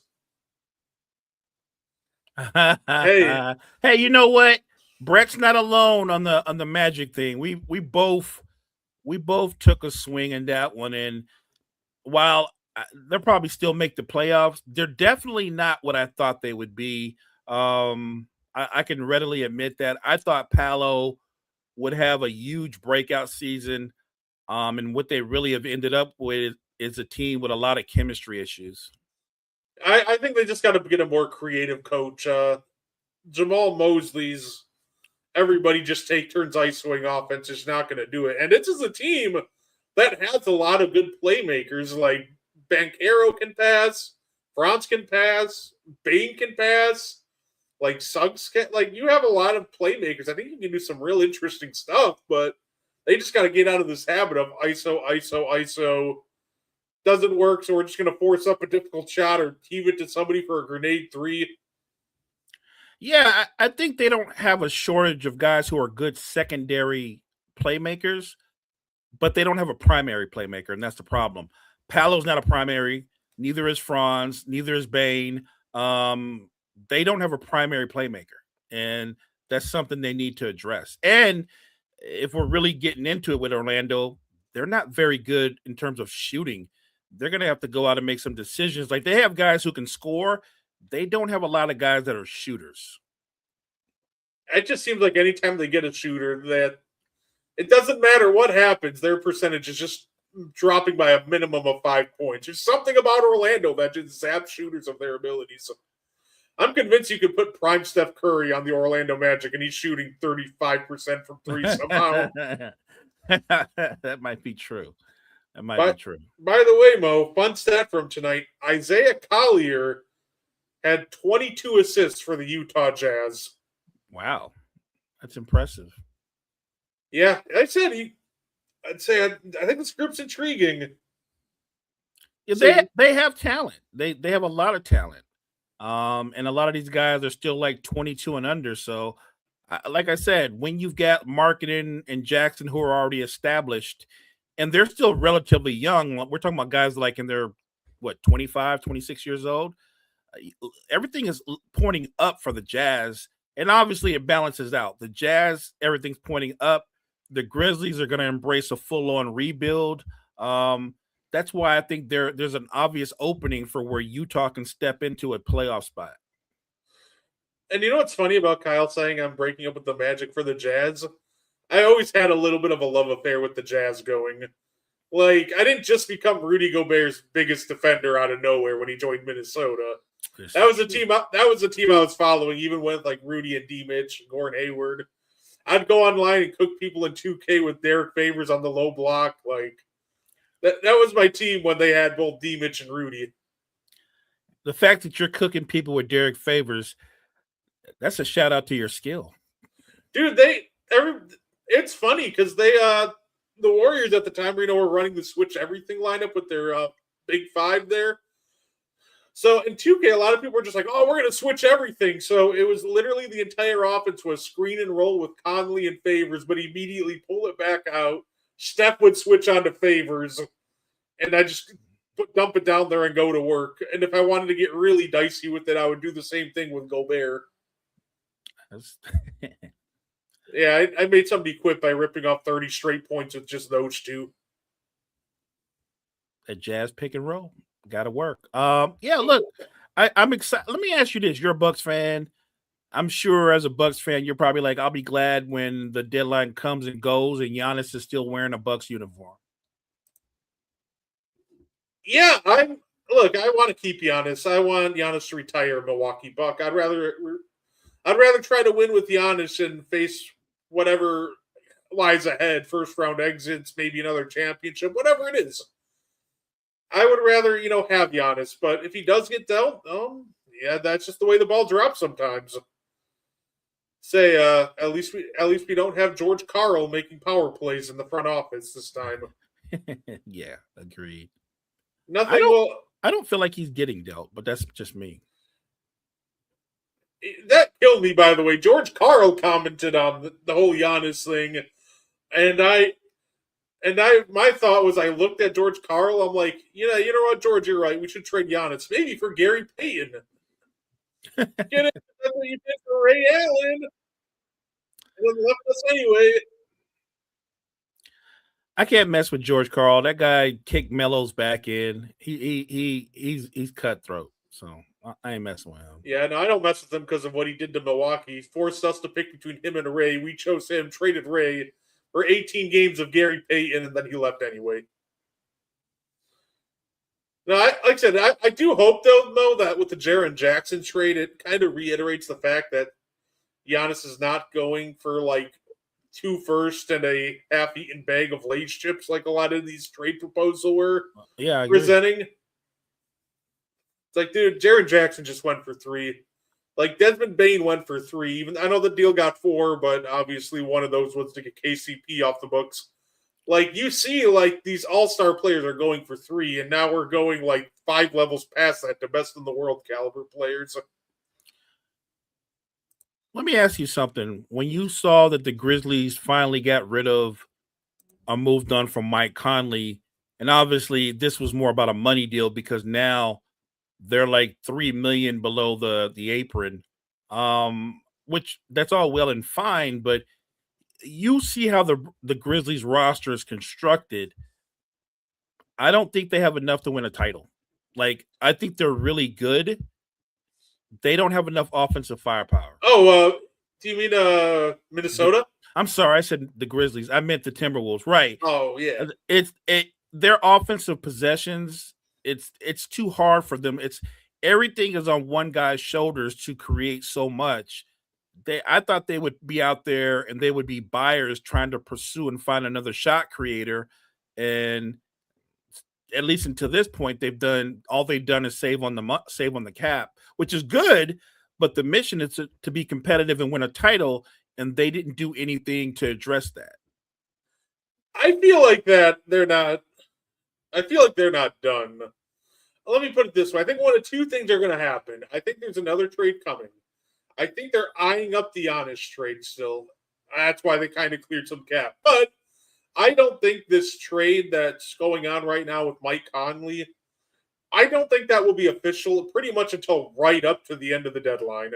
And the reason I don't think so is I think if the Giannis trade doesn't materialize, then what'll end up happening is before they finalize that trade fully, I still think the Timberwolves will send more pieces of the Bulls and come away with Colby White. So I think right now they're either gonna finalize the deal at the last minute and end up with Colby White, or they're gonna swing for the fences and get like a Giannis caliber player. So I just don't think they're done because if this is the roster they're running with going forward, I think you're right. I don't think there's enough gas there. Which speaking of title contenders, even though Detroit is number 1 in the East, and I love what the Pistons do, and how they compete, especially on defense. In the postseason, things slow down. It becomes more about half court execution. If everything's on Cade's shoulders, I love Jalen Duren. Duren can't be your second best player. He can be your second best player, but he can't be your second best offensive option. You're getting rid of Jaden Ivey, which I thought they should do, but I thought they were going to do that in pursuit of bringing in another scorer. They haven't addressed that issue.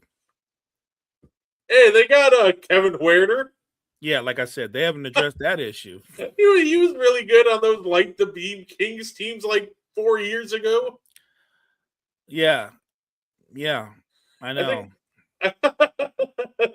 No, I think the Pistons need to make moves if they want to they're weird. Like I feel like if they want to, get to that next level, they'll still need to make a move. But I feel like they're just going to kind of rest on their laurels until next year and let everybody develop and then see where they're at.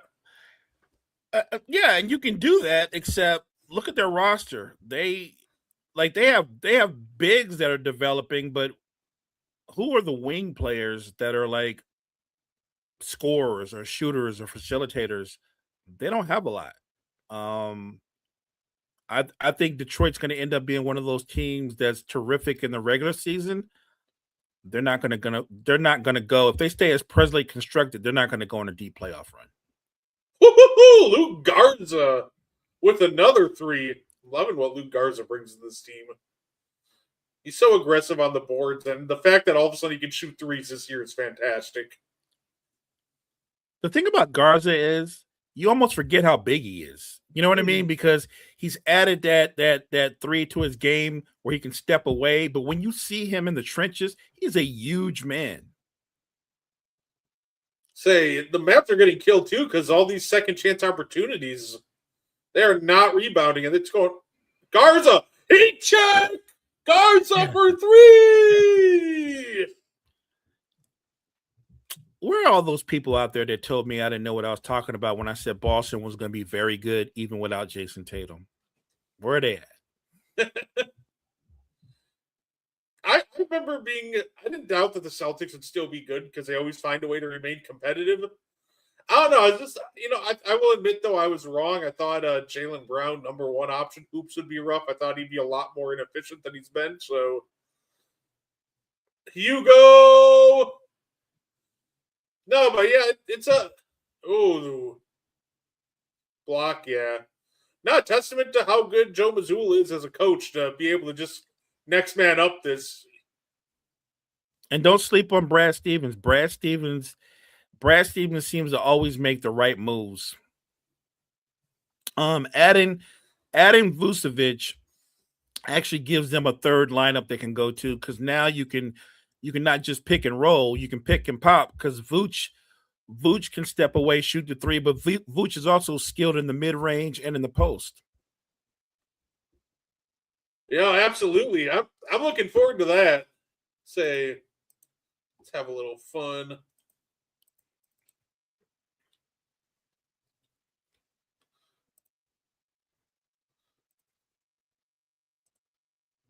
Yes, I agree, Kyle. Vooch is also a really good passer too. This is going back years ago when they used to go up against each other. I always thought that Vucevic was kind of like a Paul Gasol light. No, fair. People underrate Mazzulla as a coach. Absolutely. Yeah, no, I like that. That's kind of what I'm excited for. Like, I feel like this is going to be, say, Mazzulla's going to have a field day with all the ways he can use Mooch.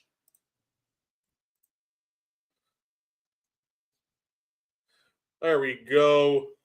Why not bring up the Nikola Vucevic shot map from this year?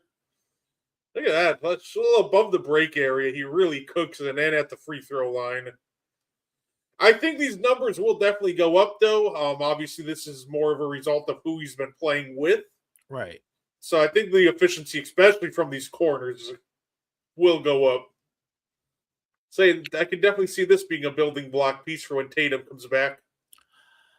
Yeah, and I think Vucevic on the floor with Brown and Pritchard, I could see that working well too because of what they can create off of him and what he can do for them with his passing ability in the post. So it's a great move for Boston. I like the fact that Brad Stevens is like, whether Jason comes back or not, we plan on being really competitive in the postseason. And honestly, look, I give the Celtics a little. I think that I give them a legitimate chance to advance and go on a deep playoff run. I'm not saying anything crazy like they're going to be in the finals, but I'll put it this way: I think Boston is going to be a really tough out. Yeah, no, absolutely. By the way, once again, this site's called Court Sketch, maybe on my good friend Gabe. All the basketball stats you'd ever want, including this fun shot map one, where you can get shot maps dating all the way back to the 96-97 season when play-by-play was first introduced. Say, look at all those names already popping up. Byron Scott, Grant Long, Danny Faze, Clyde Drexler. Like I said, you can pull one up for literally anyone. I don't know if you want to. I don't know if you want to see Clyde Drexler shooting from around the arc. It's not a pretty thing, I'm sure. It's always fun to pull some of these up and just see some back in the day. Like, of course, here's the first year of here's 96-97 Jordan. Jeez, just all that red from the mid range. Let's relive. Say good shooting from the outside too. 38%, 44, 38. I always like to shout out my guy Gabe when I get the chance. He built a really fun website there. That's pretty awesome. Watching Clay. Oh no, I think the team that might be low key active, Mo, are the Charlotte Hornets. They've been on an absolute tear since the turn of the new year. They've been one of the best teams in the league in January.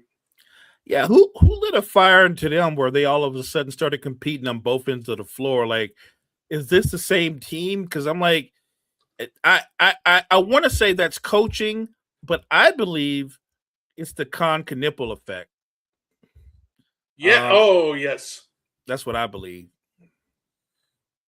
Absolutely. Con has been. Oh, is Garza going to do it again? Garza for three. Absolute flamethrower. Who would have thought in a game where Klay Thompson on the court, the best 3-point shooter right now is Luka Garza? I guess Klay's not going to be on the move. Yeah. Oh, yeah. Hustle, big man. Hustle. Oh, Derek White, corner three. Check the win. Nobody's going to try to close him out. Easiest three of his life. You know what's funny, though? I love watching the discourse around the Hornets because I keep getting told that, like, Charles Lee is such a bad coach.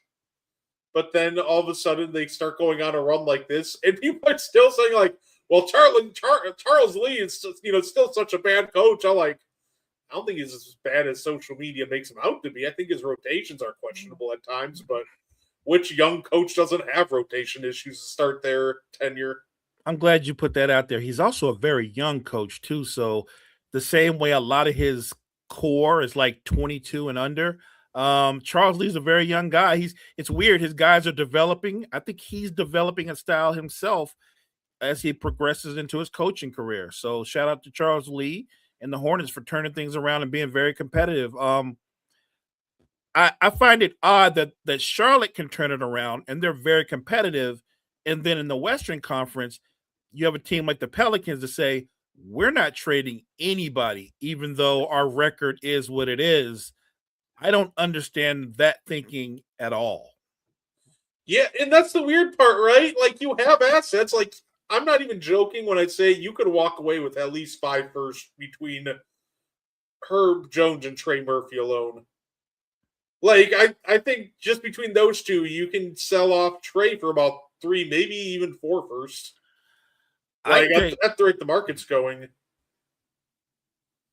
And then, of course, Herb, you could probably still, even though he's having a down year, you could probably still get 1 for Herb. So, 4 to 5 firsts would be a good spot for the Pelicans to be in.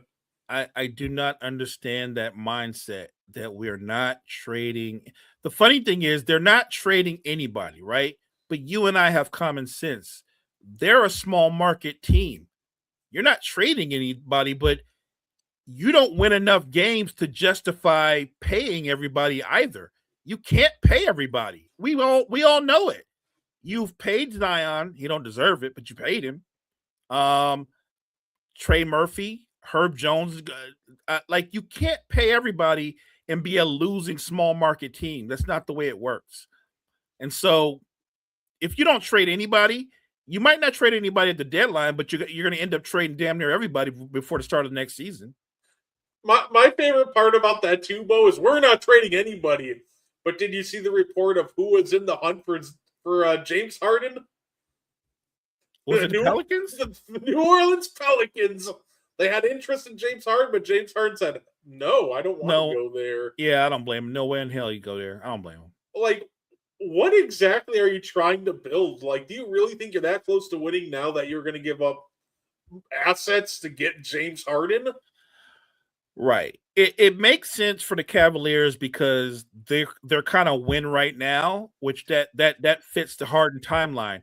You're the Pelicans. You bring in James Harden. By the time you're as good as you want to be, James Harden will be washed. Who needs to make a significant move more? Hornets, Pelicans, or Nets? I would say I think the Pelicans, they need to stop talking crazy. Say, I think the Pelicans need to just finally trade some of these people. Even if you want to keep like Trey Murphy or whatever, that's fine. But you got to ship some of these pieces out, start recouping some assets before it's too late. I agree. The Hornets, I do think that maybe if you could flip Miles Bridges for pieces that fit better, I would not be opposed to that. Brooklyn Nets, look, they're in a great spot. Just keep doing you. Look, they have a great Ponzi scheme going over there. They get a forward, pump up his value, trade him, get another forward, pump up his value, trade him. Like they've done it with Cam Johnson, and now it's Michael Porter. They'll probably flip him for like 3 firsts. He said or 2 first. He said a Ponzi scheme. Yeah, like I'm telling you, I feel like that they're going to do it again this offseason. Like, let me put it this way. If Giannis ends up going to the Houston Rockets, like some rumors have suggested, I feel like Jabari Smith will somehow end up in Brooklyn. That seems like the perfect target for them to do the same thing. Pump up value, trade for multiple firsts, restart the process. Giannis in Houston? That seems wild. That was one of the rumors that the Houston Rockets were going to make a push. How would that work with Giannis on the floor with Shaq? Like, I don't think you can have Giannis and Şengün and that will work. I think you're going to have spacing issues. I could see Giannis easily working with Durant and vice versa. I don't think the Şengün Giannis thing would work. I almost feel like that. I don't think that Giannis goes to the Rockets, but yeah, no, it would be interesting. Or I've seen some people throw out there like, "Oh, maybe you trade Şengün." I'm like, cool. They're not. I mean, it's great for the Bucks. Yeah, if you're going to bring in a 23-year-old for better, what are they calling him now? Baby Joker, who, by the way, he has a lot of the similar skill set to Joker, and he's still developing. That is a great piece to start your rebuild with, along with whatever picks you could get from the Rockets. So I'm with you. I don't think Giannis is going to the Rockets, but should he go, if you're getting that in return along with picks and stuff, I'm okay with that. Yeah, hey, look, maybe a team with no expectations will see Glenn Rivers get into his coaching bag. Say him and Bootleg Sabonis will do wonders. I like that, Bootleg Sabonis. That's my player comp for Alfred Şengün. If anybody doesn't know, I've heard the Jokic stuff, and I thought that was a little wild. I think he's more Sabonis than Jokic, which is still a great spot to be in. Regardless, he's an all-star caliber player. That we can agree on. Yeah, I think the Joker stuff is a stretch, at least right now. He is really talented, but if you ever watch the Rockets play, he's a unique guy because there's a lot of times where he's off balanced a lot because his footwork, he's got good footwork, but a lot of times he ties himself up in knots because he's off balance a lot. So I think there's plenty of room for growth, which is perfect. Again, I don't think he's going there, but if you can acquire that young, talented big with picks and other assets, that would be amazing. Another reason why him going there doesn't make sense is, again, you're not giving. I have to assume they wouldn't plan to give up Şengün. You're not going to give up Amen Thompson either. So how would he ever go there if you're not giving up the players that Milwaukee would want in return? Because it makes sense. It's not like you can go, no, we're trying to give you guys Steven Adams, and we're going to give you maybe Tari Eason and maybe Reed Shepherd, and you guys can build off of those guys. Yeah, no, like I said, it's that's why I kind of mentioned the name Jabari Smith earlier because I feel like if they do end up moving him there, I think the young player that they're rocking to try to sell him on would be Jabari Smith, which I don't see it, but yeah, I okay. Let me tell you the dark teams. I think if Giannis does get moved, it would be us doing him a favor to help him get that supermax pay from like the Timberwolves. Oh, I could very I I could got very you. well see the Timberwolves making a trade for him, but I think the real dark horse that a lot of people are overlooking, Mo, Portland Trailblazers. That's interesting. Now, let me ask you this. I get why the Bucks would want to deal with Portland because of the assets they have. But on the other side of that trade, what does it do for Giannis other than the fact that obviously Portland's going to give him that super max? But in terms of him competing for a title, is that really a viable team? I think the pieces are. You know what's funny? I think the pieces to be competitive would be there. I don't know if it's a title team, but I think they'd be really competitive for everybody, right? I feel like because the Blazers have been an absolutely awesome defense, and I think Giannis only helps in that regard.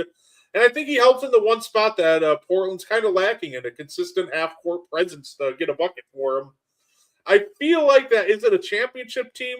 I don't think so, but I feel like that's also a team that's just really competitive, especially you're going to be reuniting him with Drew. He liked playing with Dame. Will be coming back next year. I don't know how Dame looks coming off the Achilles, but I think it could be an intriguing team next year. So Drew, Dame, what's our guy? Avia. I like Avia a lot. Yeah. I Oh like yeah, him a lot. Denny, Kling, Um, Kling what's Klong. and the 3-and-D guy? What's his name? I'll chop up his name, but you'll say it better. Say, I'll say I think let's say I think Jeremy Grant would definitely be the one going out, and I feel like you're losing Scoot Henderson in that regard. Are you really losing him? You know what I mean? Like Yeah, no, let's be real. Like Scoot has been an underachiever. no, absolutely. By the way, I had to call out my guy Will. Love Will. He's a Bulls fan, but how do you let Kyle Kuzma 30 piece you? Kyle Kuzma ended the game with 31 tonight. Wow. Oof. Now that I don't know how that happens, but love to see it. I love watching it when Kuz actually gets downhill and doesn't settle for stupid jumpers. Speaking of which, um, because of the moves they made, suddenly Chicago's got like 5 2 guards. Like I have to assume somebody they're not done because there's no way they're holding on to all those 2 guards. I think I already heard that they're going to buy out Mike Conley. Well, Mike Conley getting bought out, I'm sure that just like in the Utah trade, I'm sure that Kyle Anderson and somebody else are going to get bought out. Um, I, I I think you're onto something. I don't know if they can pull it off, but I think that Minnesota is trying to become really strong players and make some kind of put together a package for Giannis. Look, I don't think it'll happen, but as a basketball fan, putting Giannis with Ant, it's very intriguing. Yeah, and I definitely think I think one of the Bulls guards are going to the Wolves if they don't get Giannis. It's I think the only challenge. It's intriguing. Yeah, Kyle Anderson might just stick around the league forever. Honestly, he's the same player. Like every year, his game doesn't rely on speed or power or anything. He's just technically sound and slower than you. This is true. He can be 45 years old and look the same as he did when he was 25. My only concern with this idea of trading Giannis to the Timberwolves is what does the depth look like, right? Because I've seen trades, for example, that have sent out the Bucks are going to target Jaden McDaniels. We know that, Guaranteed. but Guaranteed. I've seen people throw out trades that like he's gone, Julius Randle's gone. I saw a trade that even also as a 4-team trade that traded Rudy Gobert, and So I'm watching really? all these. Yeah, I'm watching all these different trade ideas. I'm like, so who? What's the depth look like? Do you have anyone coming off the bench? Like, do I have to go to Minnesota and suit up for a little bit? Like, Right. I feel like that people are overlooking that because obviously the names blind you. It's like, yeah, Giannis and that sounds awesome, and I think it would be awesome. But also, like, you can't really win in the modern NBA without depth, and I fear that if you make this trade, you're just lacking depth. Let me put it this way: you're one injury away from Joe Ingles minutes in 2026 if you make a massive swing like that. Joe stays at the ready. Joe stays at the ready. He's a vet. Yeah, he's ready, but like the mind's still willing, but at times the body is weak with him, and that's kind of the issue. I just feel like that you can make a big swing like that. I'd just be a little concerned that okay, how are you filling out the depth? No, look, I agree with you, but I would say this: if they have a master plan where they're going to do multiple trades and they can fill it out that way, like if you know what I'm saying, like if they, because I don't think the Bucks want Julius Randle. I think the Bucks would rather move. They'd rather get a pick than versus have Julius Randle. So I don't think Julius Randle would end up a Buck. I think if they were able to pull off this deal that we both don't think they can, it would be like a 4-team trade. And I think the Wolves would make multiple trades to try to fill out the roster because, like you said, it sounds great when you put Giannis and Ant together. It's like the Wonder Powers, but who's going to be around the Wonder Powers to give them a chance to be competitive if everybody's gone? Hey, look, if they ask nicely, we'll throw in Kuzma. Only if they ask nicely. If they ask nicely. You're a wild dude. That's you wild. It's funny. I was gonna say that Kyle Anderson is the guy that's always included in every trade, but I feel like it's Kyle Anderson, Jeremy Grant, and now Kyle Kuzma. Hey, my favorite trade filler of all time. Shout out Ish Smith. He's on like 13 different teams. Or Luke Ridnour got traded 4 times in a week and then decided to retire after it all. He was actually a good player, too. I don't know why he was always the guy that got moved, but Ridnour was actually a good player. Yeah, no, I'd say Ridnour, he was a very steady hand. Never really overdid it. Always enjoyed him. Bucks legend. I don't know. I think you're right. If Minnesota even comes close to pulling this off, their depth is going to be so thin. And I'd be concerned. Like I'm sure you are now, whether he's traded or not, you're like, okay, Giannis is having this calf thing again. We got to get this guy 100%, not 90%, but 100% before we even put him back on the floor. So even if Minnesota makes this move, aren't they basically making the Giannis move more for next season than this season? Absolutely. NBA trade deadline sponsored by John Collins. Hey, we gotta throw Miles Turner in there too. Oh, another one. By the way, if you do trade Giannis, I'm sure you've already said this in your head. If we move Giannis, we're for damn sure moving Miles Turner. Yeah, I've already read that we're gauging the market on Miles Turner in case a Giannis trade does come. I feel so bad for Turner. Thinks he finally found stability, and here he is back in the trade rumors after half a season. No, I still think Miles could be a good piece for us. I'm also, like I said, I just don't like the way that he gets used from a coaching standpoint. That's fair. I mean, look, that's on Glenn, right? Very much so. Like I I just think we got to get him going downhill more. I thought that my team would be a little bit more active. I'm not talking about a major trade, but I thought that we would be active in trying to make fringe moves that would improve our perimeter defense. Like I thought that we would pursue a guy like Herb Jones or someone like that. Like I know the Lakers had interest in Trey Murphy, but realistically, we don't have enough to bring him back unless we're going to put Austin Reeves in some kind of trade, which I don't think we're going to do. So I thought that they would at least try to get a 3-and-D guy that could help them around the fringes. Don't worry, Mo. All the reports will be like, "Oh, Lakers are bringing in a former All-Star they'll really gas you up, and then they'll just like get Mike Conley off the buyout market. How much you want to bet that we don't end up with the dude that people have been talking about his potential year in and year out? He just found himself back in the G League again. But Cam Reddish again. Exactly. How come I feel like the Laker trust, they get you all fired up like the Lakers are going to make a huge move, and the huge move is Cam Reddish is coming back. Yeah, like here's Cam Reddish and Mike Conley. Like, excuse me? Yeah,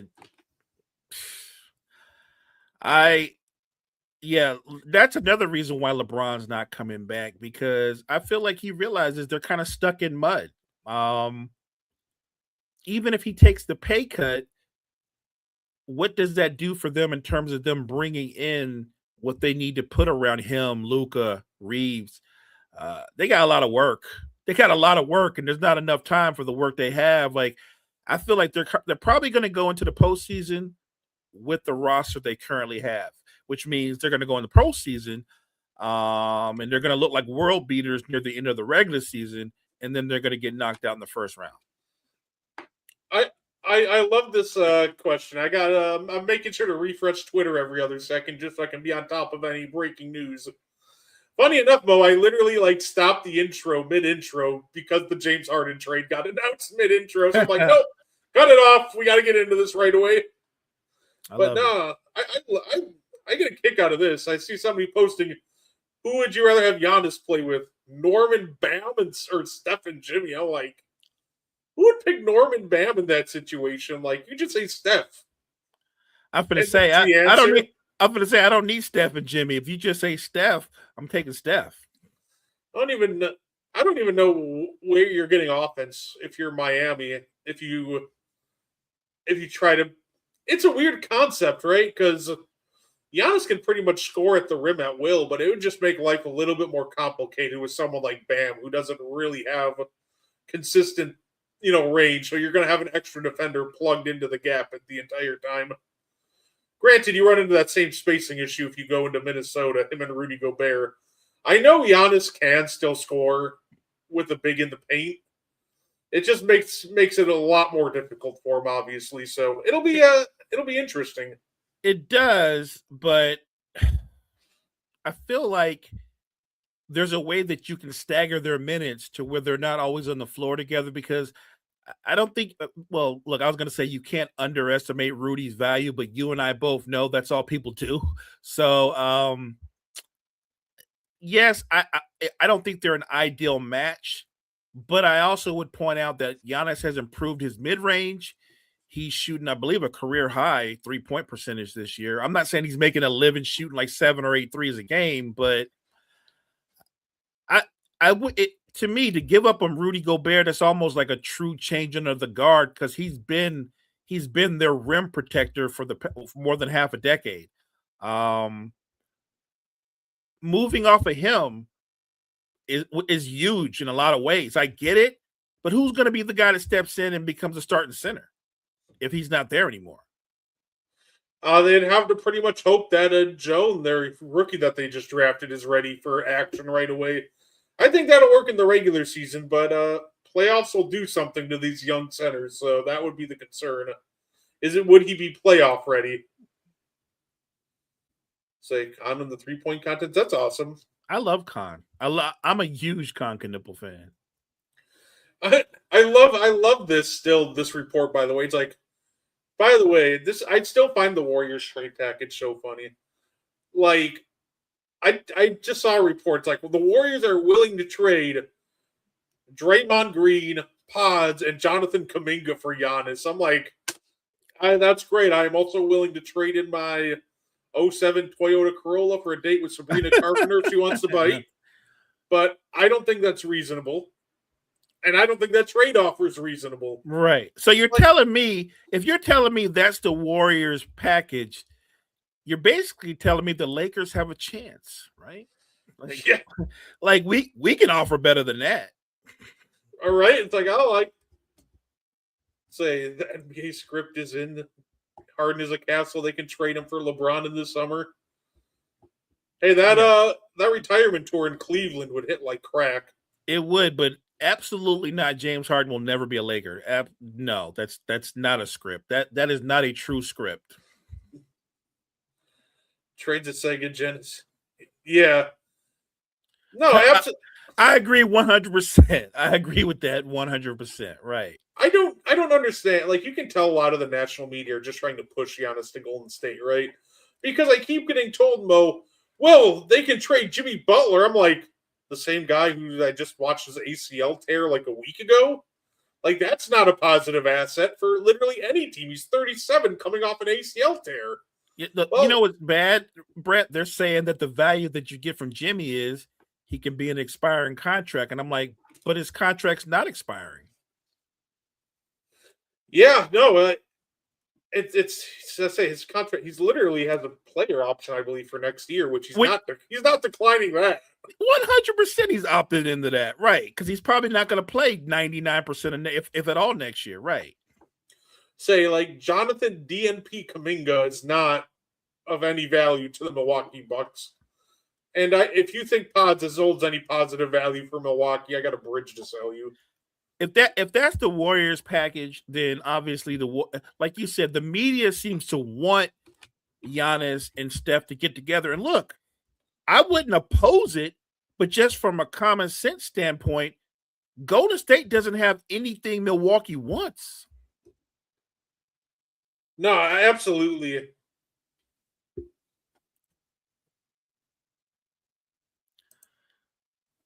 Say Sabonis to the Raptors is getting close. They're gonna love him, and then they're gonna hate him. Sabonis is a terrific offensive player. He is, but there's the other side of the floor. It's not. It doesn't go as smoothly. You know what's funny? I think if you're Toronto, though, that's okay, but because at least he's out there, right? They paid Jakob Poeltl all this money to be hurt, which, by the way, I think we both agreed that when as soon as they paid that contract and agreed to it, we both knew it was a bad contract. Jakob was dealing with back issues last year, so I don't know why they thought an extension was the way to go. But if they can find a way to get Sabonis while dumping Jakob to the Kings, even if it costs them a first or two, I would jump on that. Kyle said RJ Barrett to the Kings, right? That's so Kings like. Yeah, I got you. Yeah, I don't understand the logic. I don't understand the logic of that. I really don't. I get what Sabonis can do because he's such a strong offensive player, great passer, screener, can dive to the basket, high basketball IQ. And yeah, he doesn't have to be a great defender, not when you've got Barnes and a couple of other guys on the wings flanking him. I'm always thinking about, are you making moves to literally compete in the East? I think Sabonis helps them because of what he can bring to the table offensively. How you can run things through him. So I do like it from that standpoint. I don't know what the Kings are doing, but then I never do know what the Kings. I'm not gonna lie, I never do know what the Kings are doing. Yeah, I my buddy. That's the same thing on Twitter. He goes, I don't know what the Kings are planning. I said, to be fair, I feel like the Kings are also wondering what the Kings are planning. It just doesn't feel like they make moves with any sense of logic. It's just like, hey, that's a semi-noticeable name. That'll sell some tickets. Sure, why not? Yeah, we'll take Russ and Dennis Schroeder. People know those names. That'll sell some tickets. Why not? Why not? Let me put something out there. With Harden on his way to the Cavs, and it's odd, obviously, because of the timing, because the Clippers have been one of the hotter teams in the league. And you just took away Kawhi Leonard's running mate. And I get it, bringing in Darius Garland, who is a talented player. But if you're the Clippers, I guess what I'm saying is, why wouldn't you be looking to try to pursue moving Kawhi as well? Yeah, I think that I think it's coming. Like, let me put it this way: I just don't see this working out that well going forward. So I don't think it'll be at the deadline, but I think this offseason we get a Kawhi Leonard trade. Darius Garland has barely played this season. Yeah, right. Availability is a big reason why James Harden really is an upgrade over him. But also the fact that 27-year-old in his athletic prime, Darius Garland, still isn't on the same level as 36-year-old James Harden is probably another reason to just make that trade. And you got to pick for it. And a pick, right. I'm just saying that look at what James Harden could do. I've seen James Harden have games where he's made 5 shots and end up with over 30 points because he can still get to the foul line. Yeah, no, absolutely. I think people are just over thinking the James Harden aspect of this.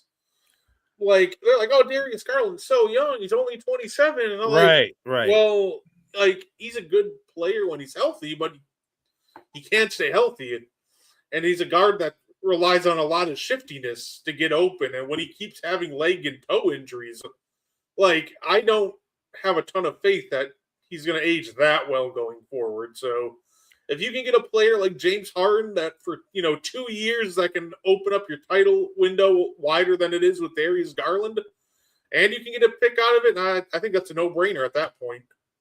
And if the Cavs come up short, like you said, this Harden situation, your window is probably about 2 years. Even though Garland is like 10 years younger, Harden is still the better basketball player. It's not just the availability thing. Harden is a better basketball player than Darius Garland. That you're right. It was supposed to be Sexton and Garland before the Donovan Mitchell trade happened. Say that brings me back. It's like when the 76ers were the young rookies dubbed themselves the Feds back in 2017, and that was supposed to be the future. I remember that. If anybody doesn't know, it was Fultz, Embiid, Dario, as in Dario Saric, and Simmons, as in Ben Simmons. Ooh, man. I still don't know what. It's so weird to see what happened to that squad still to this day. I think the weirdest one, in all reality, to me, it just might be Markelle Fultz. We can talk about Ben Simmons, but we kind of saw in real time what happened to him. Watching Markelle Fultz dominate the league to become this no doubt about it #1 pick, dominating college to that extent, and then come to the NBA and forgets how to shoot, was just one of the more mind-boggling things that I've seen in a minute. And it became so mental.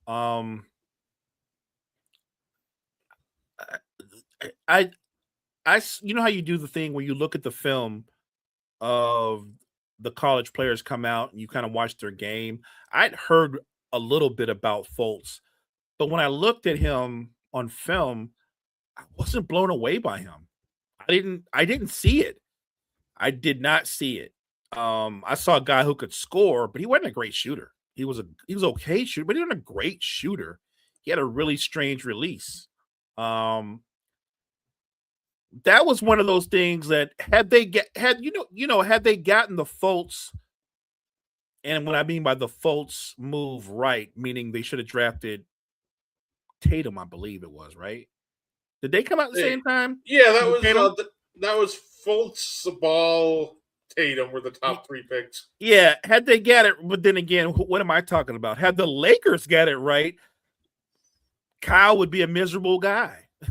But you know what I mean? But it is what it is. Kyle would have Lonzo and LeVar. Yeah, okay. Yeah, okay. But yeah, I just thought I didn't get that. I didn't get the Fultz thing. The Sixers went out of their way, obviously, trust the process, tanking, and they loaded up on all those lottery picks. And obviously, you hit on Embiid. I know what happened to Simmons, but everybody needs to be reminded for 4 years, all NBA defender, all-star, and all NBA player, 16, 8, and 8. That's not a bust. I know what happened to him in the series versus Atlanta, and he never looked close to like that again. But before that, nobody was calling Ben Simmons anything other than an elite player. No, absolutely. Kyrie and Dion Waiters said they were better than Wall and Beal. You know what's funny? Peak for peak, the answer is definitely no. Like, okay, is Kyrie the best player out of those four? Yes. Yes. But Pete John Wall was definitely he was a lot closer to Kyrie than he was to Deion Waiters, and I'll take even like 2017 young Bradley Beal over whatever version you want of Deion Waiters. Yeah, no, I don't think there's any version of Deion Waiters. His best version is better, close to being as good as the best version of Bradley Beal. And I'm not a huge Bradley Beal fan. I think Deion Waiters was good. Um, you know what Deion Waiters was. Um, if you look at his playing style, he's the guy that's on. He has a similar playing style to Rashard McCants. He does. The only difference is he had more than a cup of coffee in the league. But he wasn't that good. He was all right. Let's not hype up the Deion Waiters bandwagon. Like Isaiah Ryder was a better player than Deion Waiters. So you know. I'll say I don't think Ja Okafor was that much of a mystery. His play style just didn't mesh well with the direction that the league was going. Very slow footed, not a good defender, and didn't have any range. He was just a straight post up guy who couldn't pass. So And he had no motor at all. No like motor. if he was drafted in like 1999, he would have been probably very good. He'd been terrific. But in a league where the spacing was just going further and further away from the basket, that was just Ja Okafor's worst nightmare. No way Ainge was taking Lonzo fair. See, even Kyle knows. No, because Ainge is smart. But my guy, who's supposed to be one of the great, well, he is one of the greatest players of all time. I'll never forget the press conference. He said it's only a matter of time when it's all said and done before Lonzo's jersey goes right up there, right next to mine, and Worthy's and Kareem. And I was like, yeah, and look, it was no shade against Lonzo. I saw Lonzo. I saw him what he did in college. I didn't see what Magic saw. He was not that kind of player. And it's not that Lonzo was a bad player. Let's be clear in this. Lonzo was a very good player. What he was never going to be, though, is he was never going to be a great player. I miss DeJohn Wagner of the Cavs with Ricky Davis, Darius Miles, Carlos Boozer, and Desagnia Diop. That's quite the collection of Cavaliers players. Shout out to Desagnia Diop. I mean, Wags could put up numbers because he ain't passing the ball. When he wasn't hurt, Deshaun Wagner could put up numbers, but he wasn't passing the rock. Yeah, say Wagner. Say, got Danny Ainge pulled off another fleece today. Oh, getting Vooch. Fair. Say, Simons was never part of their long-term plan, so getting somebody who is in Vooch, and even if it costs him a second, that's more than okay. 99 Okafor was built for 1989. Yeah, I think he had a game. I would say that if I was going to do a comp, his game was very similar to Klay Thompson's dad's game. Okafor had a game a lot like Michael Thompson's. I went with 99 because I feel like Okafor would be an absolute, brutal spot in like 89. See, here's the thing, like 99, like in that 2000s era, that's when a lot of your best centers in the league started to age out.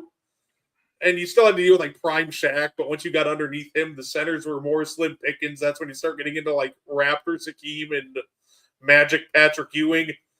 Look, 1989. I say 1989. You're gonna watch Okafor guard a lot of these guys in their primes. He'd be having an awful time in 1989 too. Say, wouldn't Deion Waiters be Spencer Dinwiddie today? That's interesting. Similar. I get that. Oh, no, yeah, I'm mistaken the team. Yeah, Trader Danny got Jaren Jackson Jr. Look, I was just obviously watching the end of the Celtics game, which they pulled off the win, and I mistakenly said that he was still in Boston. But no, I do like that for the Jazz that they got Jaren Jackson. Yeah, he built the current roster mostly for the Celtics. We needed Hibbert versus Ja Okafor. Ja Okafor and Greg Monroe had the best footwork in the post. Hey, that is Al Jefferson erasure, and I will have none of that. Big Al Jefferson could score in a phone booth with the best of them. Big Al didn't have a lot of range, but he did have footwork. I give it. He was really skilled on the block. I give you that. I agree. Yeah, he would always. I always loved watching him go to work because he'd always do like the MJ thing where he just hold the ball out here with one hand, palming Right. it, just waiting. Said Big Al. Big Al was one of my favorite players to watch growing up. Al would up fake his mom in the post. Yeah, you're not wrong. Facts. Say I've definitely loved the trade deadline so far. The Mo, do you got any bold predictions for some names you think that might go out in the next couple days? I think if it's bold, I think you're right. The Clippers will wait till the offseason. But if I were the Clippers, I would strike while the iron's hot. More importantly, I'd strike while Kawhi is healthy. Oh, so I know this is and one, but I would love to get some quick thoughts from you, Mo. Did you enjoy the Royal Rumble? I think I enjoyed it more than most people did. I got it wrong because my picks were the same exact ones you had. So I got it way wrong. I'm not mad that Liv won because I'm a huge Liv fan, and I'm not mad that Reigns won because I like the Tribal Chief, but I'm with you. I really wanted one of the new guys to get their moment. You know what I mean? I'm again not disappointed completely, but I feel like they went back to the old formula. Like when Reigns won, I felt like, oh, they went to the default. And I'm not saying that Reigns and Punk won't be a banger because I think it will. But I wouldn't have mind if one of the younger guys stole it from somebody and they put some young blood in there. But Triple H wanted to go another way, and he did. And like I said, he'll figure it out. But I was impressed with what Hobbs did. I was impressed with what Obafemi did. Lash Legend, like I was like, what Lash Legend did when you watched it, I think that's what they thought Jade Cargill was gonna be. But Jade isn't as agile as Lash Legend is. Like I think Lash Legend is ahead of Jade in terms of her movement in the ring. No, absolutely. I think at the end of the day, I didn't. So I like the women's rumble. I thought the women's rumble was fantastic. No, I did not winning. love LA Knight coming back, Kyle. You know I did. You know I did. I thought AJ versus Gunther was a great match. I thought Drew and Sammy was what it had to be. Make Drew look dominant as we go into WrestleMania season. I didn't mind Roman winning. I didn't like how the match was structured in the second half of it. I thought it was flowing great. I thought we had some fun moments. But my biggest issue started, Mo, when Brock Lesnar came. I knew you were going to say that. Me too. Look, if we have a spot where we throw everybody around, everybody's laying there for a minute while we have two guys stare off or whatever, cool. But we can't do that same spot for 5 minutes in a row. Like, we have 10 guys just laying on there, like, watching Brock and Oba stare down, waiting for the next entrant to come in so they can toss them over instead. It just felt like it slowed it down too much. And then right after that, you had the Jey Uso heat up, which Jey took forever getting to the ring to a point where they just eliminated Lesnar during his entrance. Like in a time-sensitive match, like the heat off just seemed to throw off the flow of it, and Brock just having to aura farm. I hope I never see Brock Lesnar in another Royal Rumble again. Just every year, it's the same thing with him. He comes in, and the entire match just stalls because they let him stand in the ring alone for 5 minutes and screech like a pterodactyl, throwing people out. I'm with you, partner. I like Jey Uso. I'm kind of getting this sick of the long entrance. Like find a way to speed it up, man. Like Jesus Christ, God. Like that was almost as bad as Travis Scott. Yeah, Brock got eliminated. I'm like, wait, we're not going to make a big deal out of that? And then they flash right back over. He hasn't made it out of the crowd yet. I'm like, okay, let's hurry up. And then he got to ringside and then started going back and forth. Didn't get in the ring at all. Yeah, I thought the first half of it was flowing well, but then they got to that second half with Brock and the yeet off.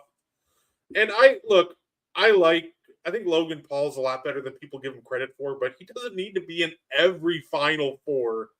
I thought it should have been like Obafemi in the Final Four. By the way, they had a moment too to let Obafemi look like the next big thing by throwing out Brock. Right. And they just went with the cheap Brock elimination where he sneaks up on him and throws him over. So, I didn't like how Oba got eliminated. I also, I've got nothing against Logan Paul. I just feel like you replace him with like a Javon Evans, somebody to really show that they're the future of the, going forward in that Final Four would have been better. But overall, first half of the Rumble, I think I'd give it overall a 7 out of 10, and literally all the points lost are just from the second half of that men's Rumble. But I like that. Reigns versus Punk is going to be good. Let me ask you this: which one did you prefer or enjoy more, the women's or the men's? Oh, women's by far. Same. Yeah, same. Say the beginning with Alexa and Charlotte was a lot of fun. I thought all the NXT women got some good run, like Kalani Jordan, and then the Lash Legend looked like $1,000,000. The Soul Ruka finish it where she went for the Soul Snatcher and she got shoved to the floor was a lot of fun. There's so many great women performers, though, Brett. My God, you just said it. Kalani Jordan, Lash Legend, Soul Ruka. I feel like she has the most dangerous finish in wrestling. I think she's got to come up with another finisher just to mix it up a little bit because I feel like her finisher almost hurts her as much as does her opponent. Yeah, and even Kiana James comes in and first thing she does is a 450. I'm like, what in the world? Yeah, and I figure we'll finish off with some more. I just want to also throw in this about a potential Giannis trade, Mo. I think people forget about this part too.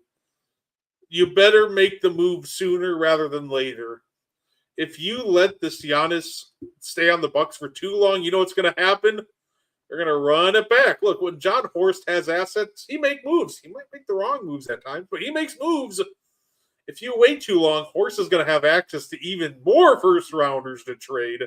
The Bucks also have a very good chance at getting a high pick in this year's draft lottery. I guess maybe not that high, but a decent chance. So if the lottery balls roll their way, for example, and let's say they get picked in the top 5, they just got to make sure. I believe they finish below the Pelicans, which I think I'm not worried about that. But if they get a high lottery pick plus more assets to potentially move, don't rule out Giannis end up signing that extension, because if you give Horst a chance, he's going to take it. Whether he makes the right move or not, we'll see. I actually agree with everything you're saying because I feel like everybody's talking about the Warriors made a significant offer, but when you actually run down what their significant offer was, it's not that significant at all. And I feel like if I'm the Bucks, what I'm not going to do is I'm not going to settle. You know what I'm saying? I get it. Maybe it is time to part ways. But if you're going to offer, if your best offer is something close to what Golden State is offering, I am going to run it back. I am going to get some assets, put some guys around Giannis. I'm going to give him that extension, and we'll just play it out. No, absolutely. Say it. By the way, Mo, as soon as 2:00 hits on Thursday and Giannis is still a Milwaukee Buck, one of two things are going to happen. Giannis gets traded, and I'm going to give Shams absolutely no credit for beating a dead horse for months and months and months. Facts. Actually, they've been trying to trade Giannis for years. What am I talking about? But he gets no credit. But I really cannot wait for Giannis to still be on the Bucks once we get past Thursday, because next time we come on, it could be Friday for the morning show, maybe next Thursday for and one. Oh, I'm going to give Shams so much crap. You should, because you talked about how the media wants Giannis to go to Golden State. Nobody wants Giannis to get traded more than Shams because he's been talking about Giannis getting traded for 2 years. Yeah, and ironically, Shams is on team Antetokounmpo there for the celebrity game. I've already been. I'll give Rivers credit for being funny at the end of his press conference. He said that Shams is on the trade block from Team Giannis. So I like it. But no, Giannis did have a sit-down interview with one of our, local reporters, and he said, if you ask me what I really want to do deep down in my heart, I want to be a Milwaukee Buck until I retire and win another championship here. That's good enough for me. Good enough for me. He said this a million times. He's going to keep putting pressure on ownership. Like, we know he does that. But like I said, even if you think they're the wrong moves, he's put pressure on ownership, and they responded with Damian Lillard. He put pressure on ownership again, and they had the guts to waive Damian Lillard and sign Miles Turner. Not a lot of GMs would be willing to waive Dame like the Bucks did, but I'll give him some credit.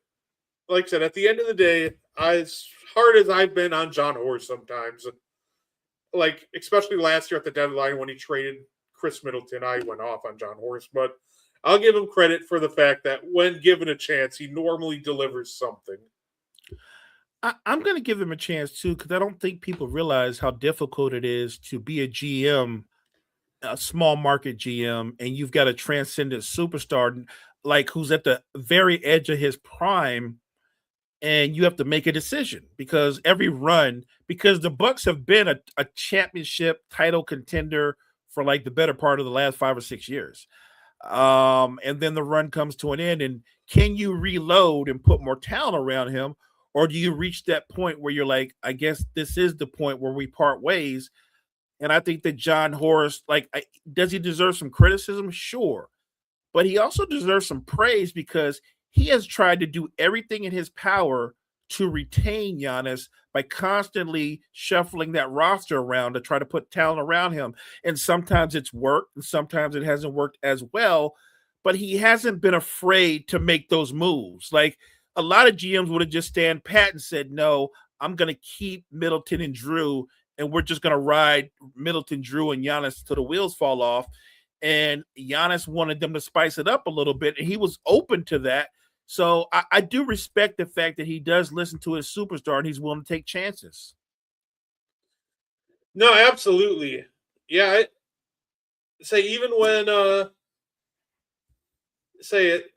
I'm at the end of the day, I'll be happy for Giannis, whatever happens with him. So if he ends up deciding that it's best for him to go, don't worry, I'll give him that standing O when he comes back. I'll probably get a Giannis jersey of whatever team he goes to, but obviously, if he retires a Buck, I will absolutely be happy with that, and I will get a ticket to his final game in Milwaukee, whenever that may be. So, regardless, I'll support my guy wherever he goes. But also, regardless, Shams, you are an absolute fraud. Agreed. Somebody said, "Yo, Shaq is in his Celtics. Shams is in his Celtic Shaq era." I'm like, nah. Even Celtic Shaq is better than what Shams is doing right now. I said Shams is in his Bucks Pau Gasol era. That's rough. Or we can go Hornets Tony Parker. That's about as much credit as I'm giving him. That's even worse. Wow. No, but so like I said, it's good to see you back, Mo. I hope you had a great vacation, by the way. I had a blast, partner, but I am glad to be back with the crew. No, absolutely. Like I said, this was your episode of And One for the week. Fortunately, I have to work on Thursday, but we'll for sure be back next week. Maybe we'll be up on Friday morning. We'll let you know. Anything you want to add before we get on out of here, Mo? Appreciate the chat. Appreciate the energy. And more than anything, appreciate you, partner. Say thank you, T3&D, Kyle, everybody in the chat. We definitely appreciate all of you. Thank you for tuning in, and I hope you enjoy the